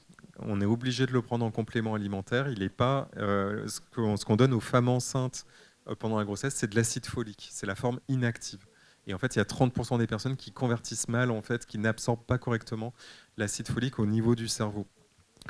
Donc, les personnes, en fait, me disaient ça revient cher, ça revient à 15 gélules tous les matins, et puis au mieux, je le fais un mois, et puis après, je lâche. Et je revoyais les gens, en fait, tous les 6 mois, et je leur disais alors, qu'est-ce que vous avez pu mettre en place? Et puis, s'il n'y avait pas un proche derrière qui faisait le gendarme, l'œil de Moscou, et ben, en fait, ça s'était pas appliqué, en fait. Donc, je voyais bien que la psychonutrition, ça avait du mal à percer et qu'une des barrières, c'était qu'il n'y avait pas en fait la solution, en fait, le complément alimentaire qui, de façon simple, réunissait les nutriments. Donc après, j'ai fait une rencontre extraordinaire en 2023. Et de toute façon, la vie, c'est que ça, c'est que des rencontres extraordinaires. Mais il faut savoir les saisir les opportunités. Et c'était vraiment pas gagné parce que à ce moment-là, moi j'étais dans autre chose. Mais en fait, il y a quelqu'un qui m'a contacté, qui m'a dit voilà, j'ai lu, c'était un article dans Cerveau et Psycho. Et en fait, moi j'ai toujours conçu la communication comme ça. En fait, je lance des bouteilles à la mer et puis les prennent qui veut en fait. Et vraiment, j'oblige personne. Et ceux qui sont pas d'accord, c'est ok en fait. Moi, je fais que donner des résultats d'études scientifiques qui elles-mêmes peuvent changer dans le temps en fonction des connaissances scientifiques. Et j'insiste, voilà, je ne donne pas une opinion, je transmets des résultats d'études. Et je suis ravi de discuter avec des personnes qui ont d'autres résultats d'études. Et je découvre des choses aussi, voilà, et j'avance, comme la méthanalyse sur le chocolat. Voilà. Donc, et par contre, voilà, cette personne m'a dit, voilà, je veux, c'est quelqu'un qui a expérimenté la psychonutrition dans sa vie personnelle et qui a dit, moi je cherchais une mission qui a du sens pour moi, il est entrepreneur. Et donc je veux déployer la psychonutrition parce que ça va trop lentement. Si on attend que les autorités de santé proposent une solution, tout ça, on n'y arrivera pas. J'expliquais ça dans l'article déjà. Hein, c'était déjà, l'article était de 2022. Et donc là, on est en juin 2023, et donc il me dit, ben voilà, moi je te propose, on y va, on crée en fait des solutions de psychonutrition. Et donc j'ai dit, ok, on fonce. Donc les médecins du service public ont le droit de le faire parce qu'on est même encouragé à le faire, parce qu'on est critiqué sur le fait que justement on ne sort pas de nos laboratoires de recherche et de nos établissements de consultation, on ne va pas assez au contact de la population, comme je le fais ce soir, on ne communique pas assez en fait à la population. Il n'y a pas que de notre faute, hein, c'est qu'on n'est pas super invité non plus. Hein, pour accéder à un plateau télé, quand on voit après ce qui revient des plateaux télé, c'est pas toujours voilà. Donc le système de sélection de l'information est compliqué. Et là, en fait, j'ai eu l'opportunité de passer à l'action. Et dans la vie d'un médecin, je pense que ça n'arrive qu'une fois et ça n'arrive pas à tous les médecins, en fait. De pouvoir concrètement, en fait, passer à l'action, c'est-à-dire de créer quelque chose qui n'existe pas et qui a pour but d'aider les gens, en fait. Et après, donc, la question d'après qui a été quelle première solution on propose, en fait. Et donc, normalement, la logique aurait voulu que je crée le nutriment pour la dépression, en fait. Mais le fait est qu'il y a eu plusieurs barrières pour ça. C'est que d'une part, par rapport aux doses, la question des doses qui a été posée, quand les essais en fait, qui ont montré de l'efficacité, les doses, elles sont souvent assez importantes. Donc il faut quand même, déjà, c'est sur des durées, et c'est quand même avec un suivi médical, un encadrement, il faut vérifier certaines choses. Et moi, en fait, mon point, je voulais vraiment être dans une approche de prévention et de santé publique, parce qu'on est trop en curatif. On est très critiqué en médecine occidentale conventionnelle pour ça. On n'est pas assez en préventif, on est trop dans le curatif. On attend toujours la catastrophe, le problème pour agir, et du coup, on arrive très tard. Et on dit, ah bah si on avait su avant, on aurait pu empêcher ça. J'ai des témoignages de personnes qui m'écrivent sur Instagram, des témoignages bouleversants de proches voilà, qui se sont donné la mort et tout. Enfin, voilà, bon, donc il y a un véritable enjeu, et d'autant plus qu'on sait avec le Covid, là on va publier dans les jours qui viennent les données, dans mon service on travaille sur les données nationales de la santé mentale, sur le système national des données de santé. Les chiffres de la santé mentale des jeunes sont catastrophiques. Je ne vous apprends rien. Vous savez, vous avez entendu les études de Santé publique France, mais là, on a les chiffres au niveau de la base nationale, en fait, et on voit vraiment depuis 2020 une explosion dans toutes les tranches, à partir de 6 ans jusqu'à 25 ans, et dans toutes les tranches. Enfin, et la consommation de psychotropes explose aussi dans ces tranches d'âge. En fait, à partir de 6 ans, la consommation de psychotropes augmente. En fait. Donc, on est vraiment dans une situation de santé publique qui est catastrophique.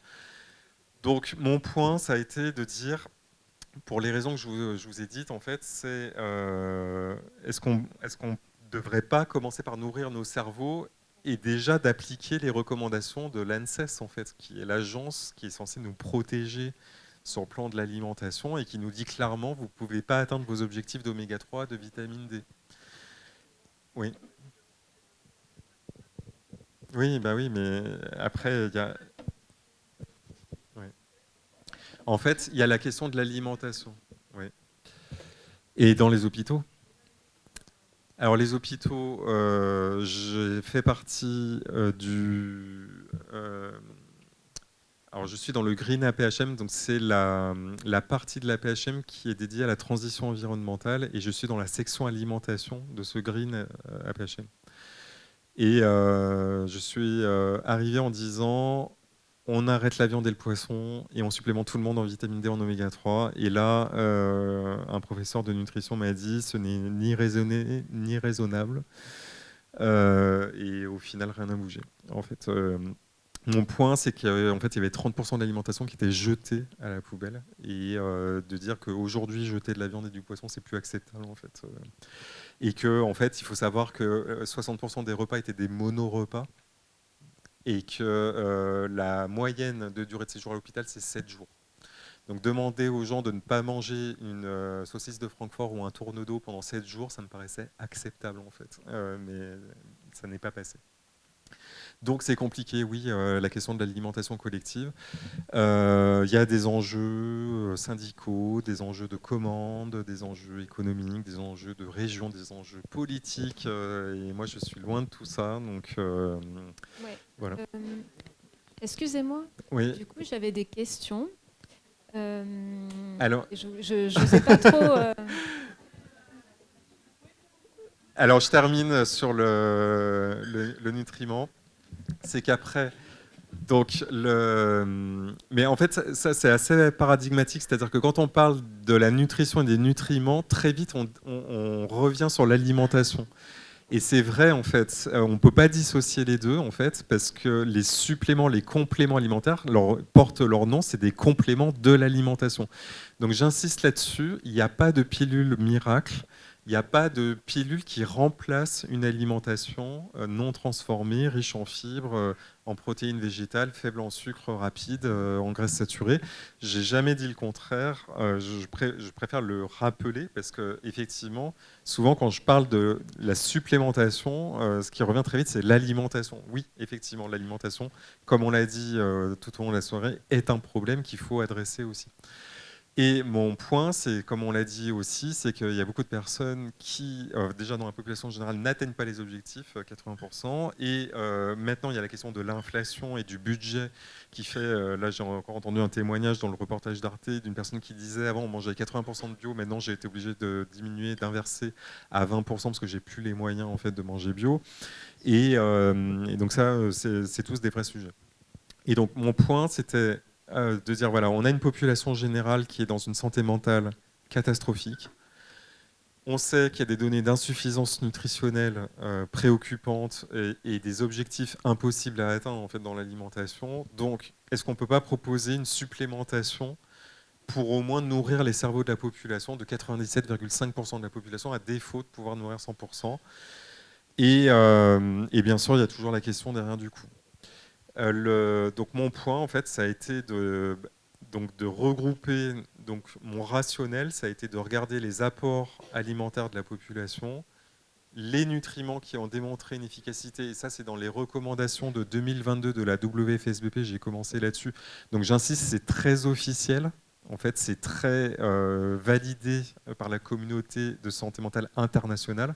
Par contre, c'est très peu connu en France, en fait, parce qu'il faut lire l'anglais, en fait, et que c'est une grosse barrière pour beaucoup de professionnels et que c'est pas tout le monde, enfin beaucoup de médecins, et c'est logique, n'ont pas le temps en fait aussi de s'informer, donc ça prend du temps en fait. Donc ma mission, la première que je me suis fixée, c'est d'accélérer l'information et ensuite de passer à l'action en fait, de proposer une solution, parce que dire ce qu'il faut faire mais sans avoir de solution derrière, c'est juste frustrant en fait, c'est de l'impuissance en fait, et c'est ce que j'ai vécu pendant des années.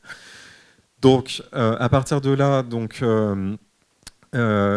évidemment le DHA, origine d'algues, extrait d'algues, hein, vous l'avez compris, la vitamine D issue de lichen, donc je voulais une formule 100% végane parce que j'ai la communauté, je suis aligné avec elle, voulait un produit soutenable en fait sur le plan environnemental et respectueux de la souffrance animale.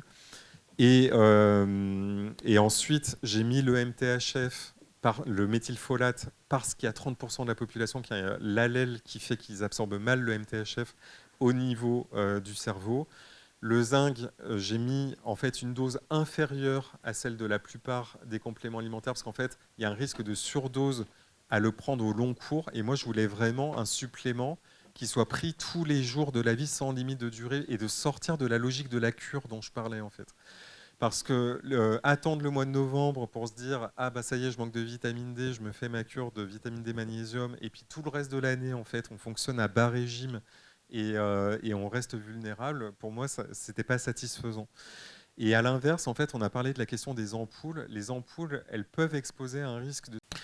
Après, il y avait la question de la prévention du déclin cognitif. Pour moi, c'était très important.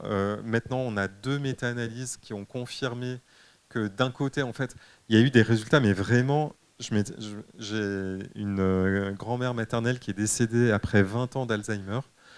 Et je me dis, si on avait su, en fait, à cette époque, les données nutritives, bon, ça n'aurait peut-être pas changé son destin, mais sûrement ça aurait amélioré ses symptômes, en fait.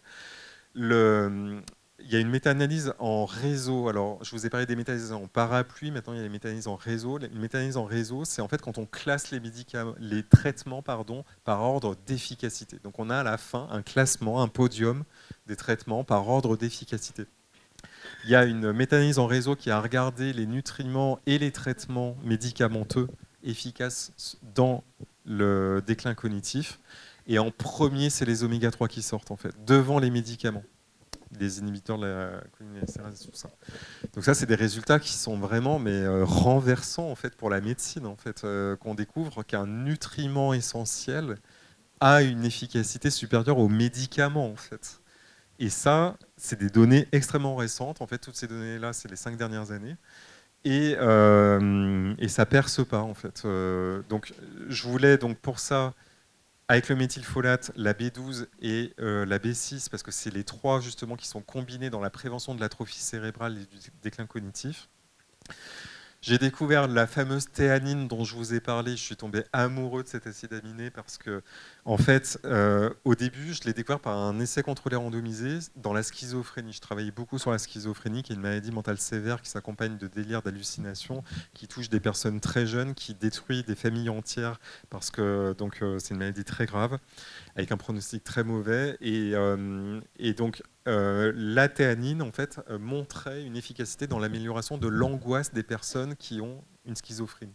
C'est extrêmement rare de trouver une molécule qui agit sur l'angoisse psychotique, en fait.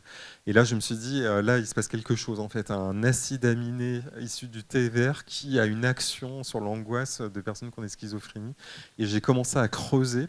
Et j'ai découvert qu'il n'y avait pas de méta-analyse sur la théanine. Donc j'ai commencé à faire la collection des essais contrôlés randomisés. J'en ai trouvé 31, donc c'est énorme, sur la santé mentale. Et donc j'ai une interne qui a soutenu sa thèse sur la théanine la semaine dernière. Et on est en train d'avancer sur la méta-analyse qui sera publiée probablement en 2025. Et en fait, cet acide aminé, il a plusieurs actions à la fois au niveau de l'intestin, au niveau du cerveau, et il induit des ondes alpha. En fait, il y a plusieurs types d'ondes dans le cerveau. Les ondes alpha, c'est des ondes associées à la relaxation. Et en fait, ça vient de l'effet sur le GABA et le glutamate dont je vous parlais. Donc c'est un acide aminé qui a un effet relaxant. Et puis il y avait la coenzyme Q10. En fait, il y a eu une méta-analyse sur la dépression qui regardait les antioxydants et qui, pareil, en fait, a classé les molécules par ordre d'effet sur la dépression. Et en fait, la coenzyme Q10 sortait juste après le thé vert, justement, et le café, qui a des propriétés antioxydantes aussi. Et donc, j'ai trouvé ça très intéressant. Et pour les doses, mon point, ça a été de dire, je veux absolument quelque chose qui se prenne en 2 gélules par jour pour que ce soit simple, en fait, et qui ait aucun risque de surdosage, qui n'ait pas besoin d'aller faire un dosage en laboratoire, parce que je perdais l'aspect santé publique si je disais aux gens il faut aller faire d'abord. La plupart des gens ne vont pas au laboratoire, ils ne sont pas contraints, ils n'aiment pas les prises de sang, et puis ça a un coût, en fait, la plupart des dosages ne sont pas remboursés. Donc pour toutes ces raisons-là, moi je voulais quelque chose qu'on puisse prendre de façon sûre, en fait. Et donc c'est ça, en fait, la solution. Et le nom, en fait, il est venu tout de suite, on l'a appelé l'essentiel, parce que c'est les nutriments, les 9 nutriments essentiels pour le fonctionnement du cerveau. Et actuellement, en fait, vous avez suivi mon raisonnement, là je parle du cerveau du haut, mais je suis en train de travailler sur le cerveau du bas, donc je suis en train de travailler justement sur les probiotiques qui ont montré une efficacité en santé mentale pour toutes les personnes qui me demandent. Et le problème de l'essentiel, c'est que comme il contient de la théanine, il peut se prendre qu'à partir de 18 ans. Donc je n'ai pas encore de solution pour les enfants et les adolescents, mais le probiotique, lui, peut se prendre à partir de 6 ans. Donc ce sera déjà une autre solution que je pourrais proposer. Puis après, il y aura d'autres solutions. Et mon point, c'est vraiment que ces solutions, elles avancent avec les données de la science, en fait, que ce soit des données évolutives, c'est pas gravé dans le marbre. Alors, je ne sais pas qui avait le micro, parce que... oui.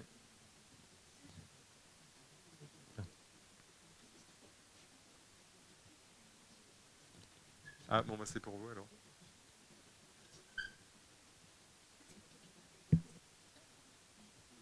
Alors, je sais pas qui a le micro pour la suite des questions. Bon, bah, c'est pour vous. Il est là.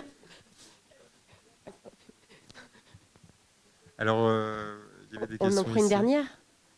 Moi, je peux continuer jusqu'à la fin, hein, mais il n'est que 22h42, hein, et j'ai un chronotype du soir en plus, donc c'est mon heure. C'est vrai, à 23h, je suis en pleine Après, forme. Stéphane, le responsable de la salle, il a disparu, donc ma foi. Ah, je vais pas me faire un ami, je pense. Qui veut? Tant que le caméraman est d'accord, pour moi, c'est bon. Non? Vous avez fini? Oui, pardon pour toutes les personnes qui ont jeûné ce soir par ma faute. Bon, alors, il n'y a plus de questions. Ah, si, j'en ai là. Oui. Bonsoir, merci pour votre intervention déjà. Et j'avais une question qui était relativement simple. J'ai entendu parler il y a très peu de temps du tableau des associations alimentaires. Et j'aurais aimé savoir si vous en aviez entendu parler et si vous aviez un point de vue scientifique sur la question. J'en ai pas entendu parler. D'accord, ça répond à ma question.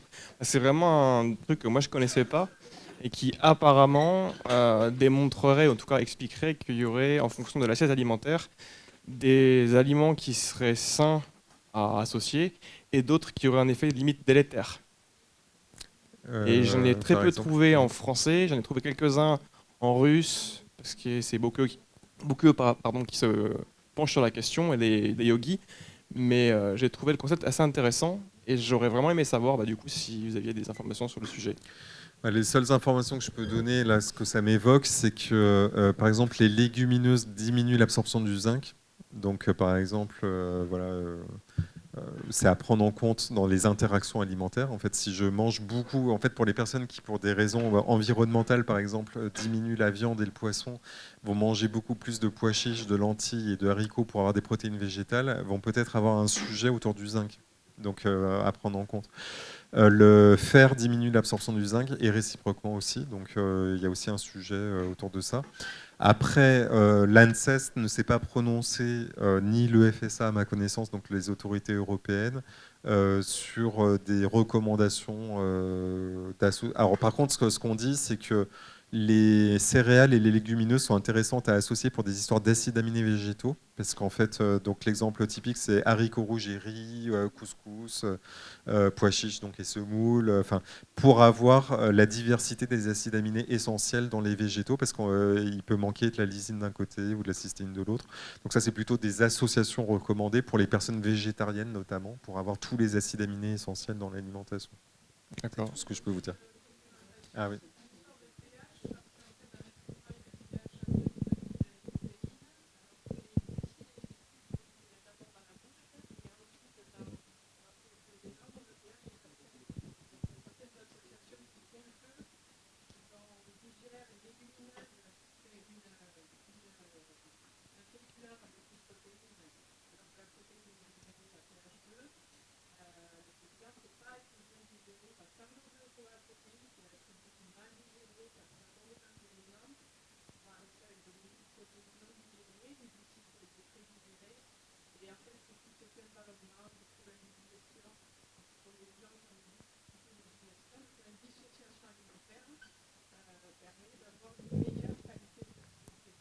Quand vous parlez de la dissociation, c'est des protéines et des féculents. Donc pas de légumineuses.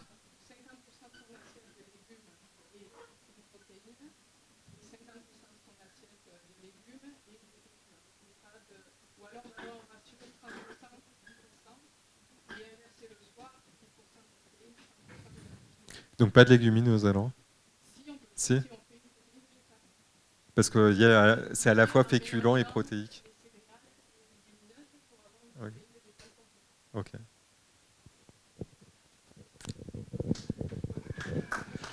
C'est vous qui faites la prochaine conférence en fait. Bonsoir, du coup merci beaucoup pour vos travaux, surtout au début où c'était les plus difficiles, je pense, vous l'aviez souligné parfois. J'avais une question par rapport en particulier, par rapport au microbiote, etc. Est-ce que vos travaux se recoupent avec ceux du professeur José Doré? Oui, on parle beaucoup... Joël Doré? Joël, pardon. Oui, on parle beaucoup avec Joël Doré, c'est quelqu'un que je trouve fascinant, passionnant, donc oui, on échange beaucoup au sujet. Après, on est tous les deux très occupés dans nos domaines respectifs, donc on se voit pas aussi souvent que ça. On se voit souvent, en fait, on a une journée internationale de la psychonutrition chaque année. Et en fait, donc j'ai écouté sa conférence avec passion. Je lui ai écrit un mail après. Voilà, on échange. Il m'a envoyé plein de choses à dire que j'ai pas encore lues. À quand vous voir tous les deux sur le sujet On avait fait l'émission La méthode scientifique à l'époque où ça s'appelait La méthode scientifique ensemble, qui est encore, que vous pouvez encore écouter en replay sur France Culture. Si vous tapez Guillaume Font Microbiote France Culture, vous la trouvez encore.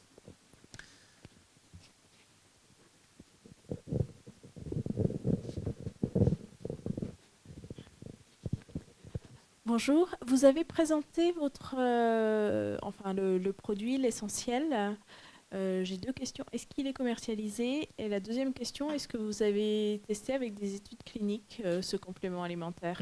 Alors, c'est une excellente question. Il est disponible que sur Internet parce que je voulais vraiment un accès démocratique, donc pas passer par les officines.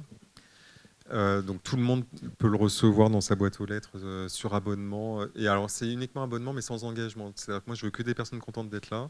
Mais en même temps, ça n'a pas de sens de parler d'autre chose que de l'abonnement, parce que si vous avez suivi mon raisonnement, pour moi, la cure n'a pas de sens en fait. Donc, soit on se supplémente et c'est au long cours, soit on ne le fait pas.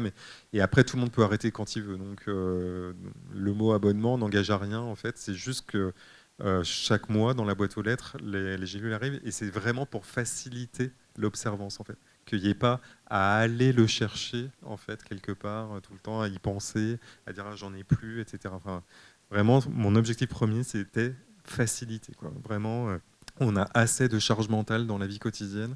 Donc là, et après, choisir sa routine, en fait, instaurer la routine. Donc choisir à côté de la machine à café ou tout ça en fonction du moment de la journée. Voilà. Les études scientifiques, en fait, j'ai créé une page science. Donc si vous tapez...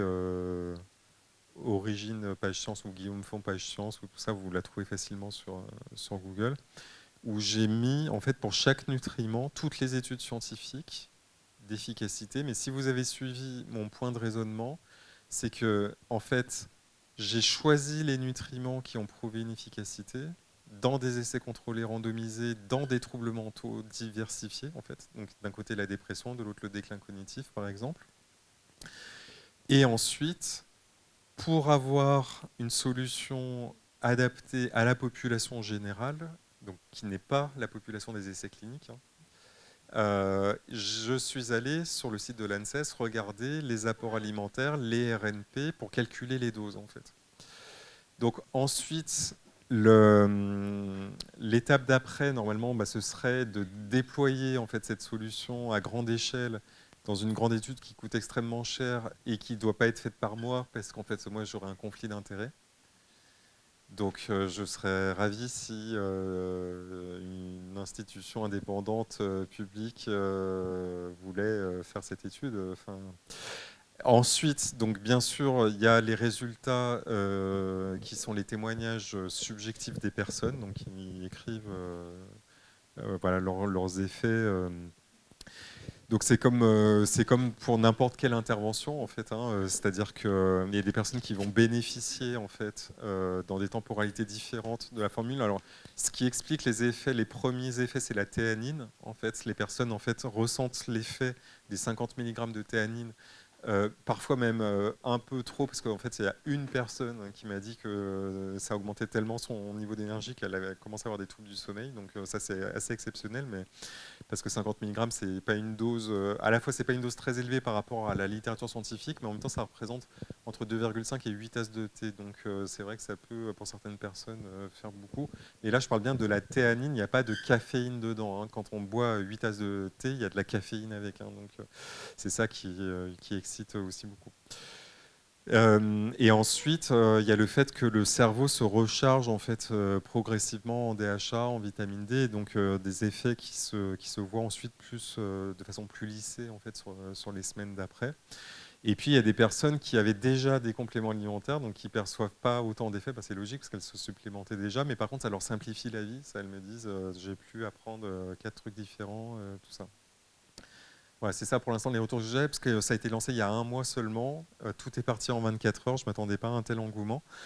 Donc maintenant il y a une liste d'attente. En fait, on va faire le nouveau réassort probablement la semaine prochaine, au moment où je parle. Et a priori, je pense, vu les messages que je reçois, ça va partir à un nouveau trade. Mais à la fois, bon, ça concerne parce qu'en fait, il y a une vraie préoccupation.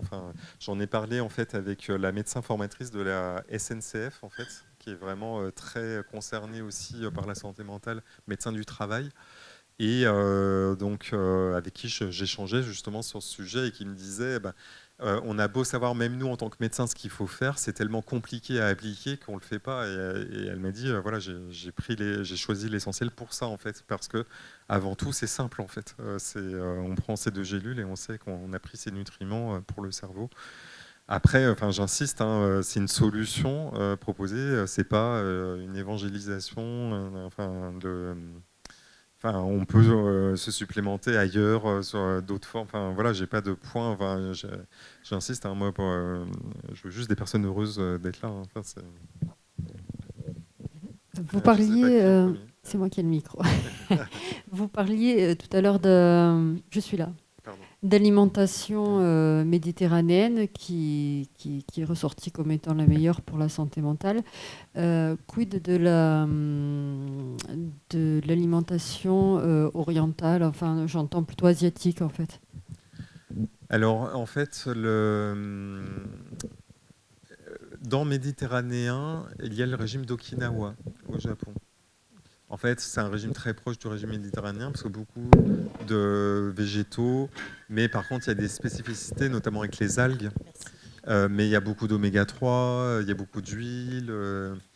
Donc, le Okinawa, c'est au sud du Japon, en fait. C'est une région, c'est la Méditerranée du Japon, si vous voulez, quoi, en fait.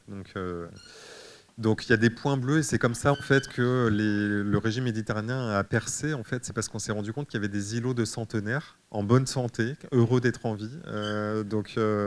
On s'est dit il se passe quelque chose là et comme de par hasard, c'est des îlots où il y a une bonne connexion sociale, où les gens consomment beaucoup de produits végétaux, beaucoup d'oméga 3, ils font beaucoup d'activités physiques, ils restent très actifs.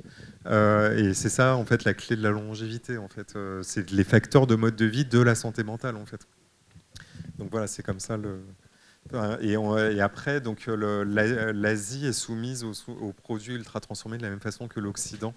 Donc, en fait, quand on dit régime occidental, l'Australie est incluse dedans. Et en fait, on parle plus de l'alimentation moderne, en fait. Occidentale, ça veut dire moderne. Et donc, en fait, la majorité de la Chine, par exemple, est en alimentation occidentale maintenant. Enfin. J'ai une question aussi. Sur votre site d'origine, il est mentionné que votre produit est déconseillé aux personnes souffrant de troubles de la thyroïde. Ouais. Donc, je viens aux nouvelles. Alors, eh ben, vous faites bien de poser la question parce que je vais trouver une solution pour ça.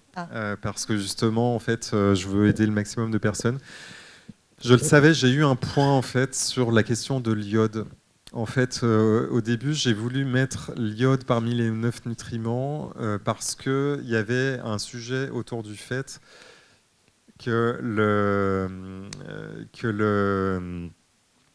l'iode en fait est contenu surtout dans le sel de table actuellement. Et pour des raisons de santé, il y a de moins en moins de personnes qui consomment du sel et ils ont raison pour des histoires de tension. Et donc du coup, ça veut dire qu'on absorbe moins d'iode. Donc en fait, à nouveau, les insuffisances en iode remontent. Et donc, si vous avez suivi mon raisonnement, il était important que les 9 nutriments ne nécessitent pas un dosage en laboratoire. Donc, ça voulait dire aussi qu'il fallait être sûr qu'il n'y ait pas de risque de surdosage. Et donc, par exemple, je me suis posé la question du sélénium et j'ai choisi de ne pas le mettre parce qu'il y a un risque à surdoser le sélénium selon les pays. Parce qu'en fait, l'apport en sélénium de l'alimentation dépend du sol. En fait, il y a des sols qui sont riches en sélénium, d'autres qui ne le sont pas. Donc, en fait, en fonction de l'endroit d'où viennent les céréales que vous consommez, si elles viennent des États-Unis, c'est pas la même chose que si elles sont produites en France. Donc, je me suis dit, le sélénium, on le met de côté parce que là, il y a un sujet autour de l'apport en sélénium et il y a un risque augmenté si on prend trop de sélénium. Tous les métaux potentiellement peuvent être dangereux en surdose. En fait, et l'iode en fait partie. Mais l'iode, en fait, j'avais calculé par rapport justement aux apports de la population et il se trouve qu'on ne consomme pas d'algues et que l'iode, ça vient surtout des produits de la mer et qu'il y a de moins en moins de personnes qui consomment des produits de la mer. Donc en fait, pour toutes ces raisons-là, il y avait un sujet sur l'apport d'iode. Et je le savais en fait que ça allait poser un sujet autour de la thyroïde. Par contre, ce que je ne savais pas, c'est l'ampleur dans la communauté. Et effectivement, j'aurais pu y penser a posteriori, c'est facile de se dire j'aurais dû et pu. En fait, il y a eu un vrai débat parce que justement, avec la personne avec qui j'ai cofondé Origine, on s'apporte deux visions. Moi, j'apporte la vision science et santé mentale, et puis lui, il apporte la vision attente aussi de la population et représentation. Et il m'avait dit vraiment l'iode, c'est important et tout. Et donc je l'ai entendu et c'est vrai, enfin, j'étais d'accord avec ça.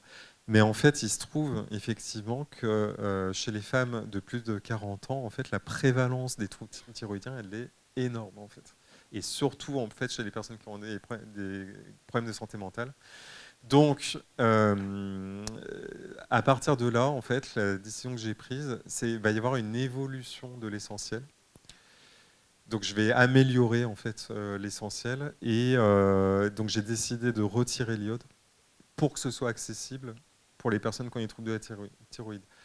Par contre, il y aura encore un sujet autour de la théanine qui est déconseillé aux personnes qui ont de l'hypertension, aux personnes qui font des ulcères et aux personnes qui ont des hyperthyroïdies.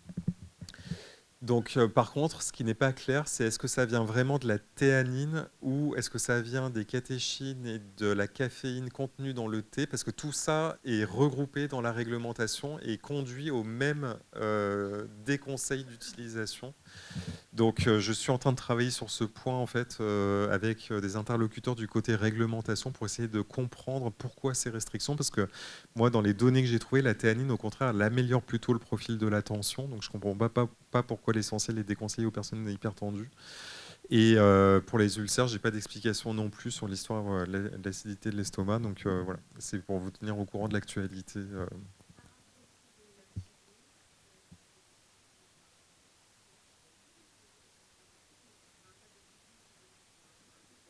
Alors c'est ce que je pensais, c'est pour ça que j'ai laissé l'iode dans l'essentiel, sauf qu'en fait j'ai découvert dans la réglementation que l'iode était déconseillé dans tous les troubles thyroïdiens, au motif qu'en fait même les personnes qui ont une hypothyroïdie prennent des médicaments pour combler en fait la fonction thyroïdienne, et donc prendre de l'iode pourrait augmenter l'effet de ces médicaments et donc déréguler en fait en excès l'iode, la thyroïde. Donc c'est une précaution en fait.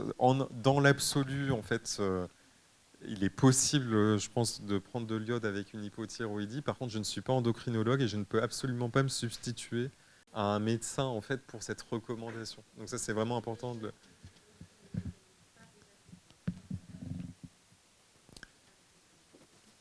Ça, c'est vraiment en fait, à l'endocrinologue de prendre la décision en fait, de le recommander, parce que c'est lui qui va aussi suivre, parce que normalement il faut doser l'iode avant dans cette situation-là. Et mon point, c'est que l'essentiel peut être pris sans dosage. Donc je ne peux pas recommander l'essentiel à quelqu'un qui a un trouble de la thyroïde, parce qu'il faut que ce soit une décision partagée entre la personne concernée, son médecin, et éventuellement que ça conduise à avoir un dosage biologique ou à une surveillance pour être certain en fait, qu'on n'est pas dans un surdosage. Ouais.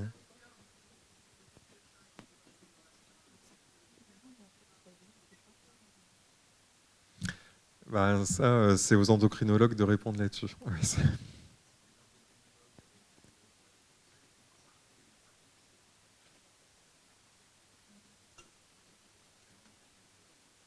Ouais.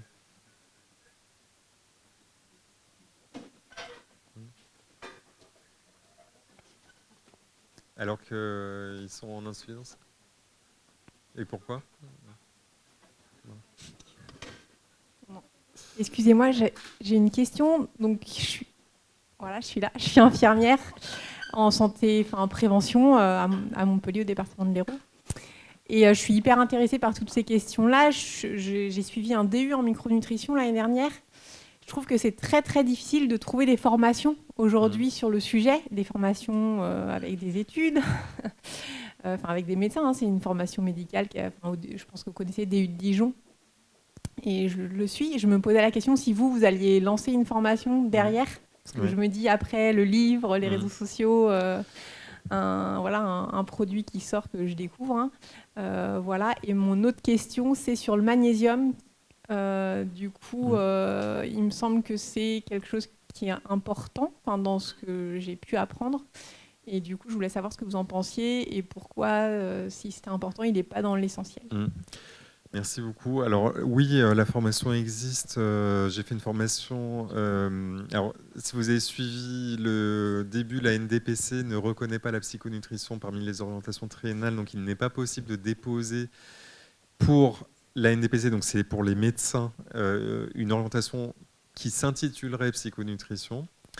Par contre, donc pour les médecins, j'ai des formations accessibles sur la dépression résistante et sur les troubles psychotiques, à l'intérieur desquels j'aborde la psychonutrition et les données scientifiques dont j'ai parlé. Et ensuite, pour les personnes non médecins, donc tous les autres professionnels de santé, et même pour des personnes qui s'intéressent au sujet de la psychonutrition, j'ai créé une formation qui est avec l'Institut Quantum Santé. En fait, c'est un institut de formation en ligne, c'est du e-learning. Et je propose d'animer des classes virtuelles aussi. Ça vient, j'en ai pas encore fait, hein, c'est un truc qui est en train de sortir, c'est l'innovation. Pour le magnésium, excellente question. Donc, comme j'avais indiqué que l'observance était la question essentielle pour moi, en fait, 2 gélules, pas plus, pour l'essentiel, c'était ma contrainte.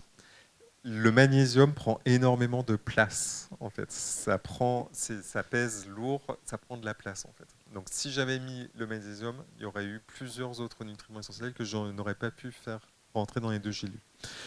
Alors ensuite, il y avait cet argument-là et l'argument que dans les recommandations 2022, le magnésium pour la dépression n'était pas recommandé dans les recommandations.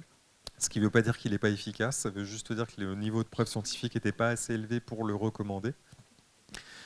Et surtout qu'il y a autre chose que la dépression, il y a le stress, l'anxiété, les troubles du sommeil, voilà. Et donc depuis, j'ai lu la littérature et effectivement, il y a un sujet autour des formes de magnésium et que certaines formes peuvent être mieux absorbées par le cerveau, ce qui veut dire, et il y a des essais contrôlés randomisés qui sont en train de sortir avec de nouvelles formes de magnésium qui, justement, mieux absorbées par le cerveau, montrent une efficacité sur des paramètres du sommeil, sur la relaxation, le stress, etc. Enfin, il y a de la nouvelle littérature scientifique autour du magnésium. Donc je pense, en fait, le magnésium, ça m'a beaucoup été demandé par la communauté aussi. Donc je suis en train de travailler justement à cette question d'une solution basée sur le magnésium pour les personnes qui le souhaitent.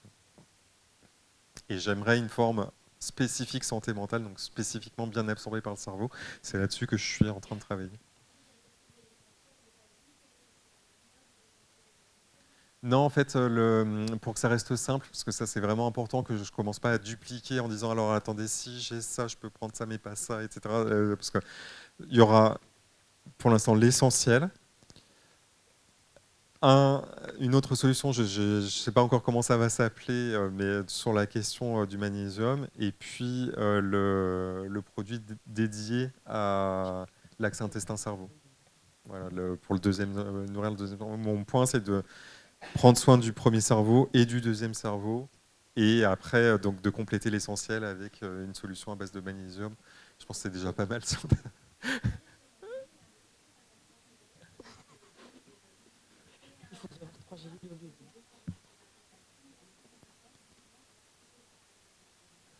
Alors, je ne l'ai pas dit au moment où j'ai parlé de l'axe intestin-cerveau, mais effectivement, il est démontré que le nerf vague améliore les dépressions résistantes. Il y a une centaine de personnes appareillées, en fait, qui ont un stimulateur du nerf vague qui est sous la clavicule. Et donc, on sait, en fait, effectivement, que la stimulation du nerf vague améliore, en fait, des troubles de santé mentale comme la dépression résistante aux antidépresseurs. Mais, ouais. Ah oui, effectivement, j'ai entendu parler de ça. Ah bah, j'attends les résultats avec impatience comme nous. Allez, on va dire que c'est la dernière question. Où on va finir dans un bar. En fait, normalement, c'est supposé terminer à 23h. Donc on a Stéphane qui est au fond qui commence à... On a perdu la vidéo en plus. Voilà, j'ai commencé, je termine. Donc c'est parfait. L'essentiel n'est pas un médicament, on est bien d'accord. Le produit que vous proposez. Non, c'est un complément alimentaire. Voilà, un complément alimentaire. Est-ce qu'il nécessite une autorisation de mise sur le marché, malgré tout, de la part des autorités sanitaires? Alors, oui, voilà. Les AMM, c'est pour les médicaments. En fait, c'est un complément alimentaire. Donc, il y a les autorités européennes en fait, de réglementation. Donc, il y a des déclarations qui sont faites. Et voilà, tout est fait. Ouais. Ben, je vous remercie d'être resté jusqu'au bout. Merci pour votre persévérance. C'était un vrai plaisir d'échanger avec vous, vraiment merci. Oui, à Colmar.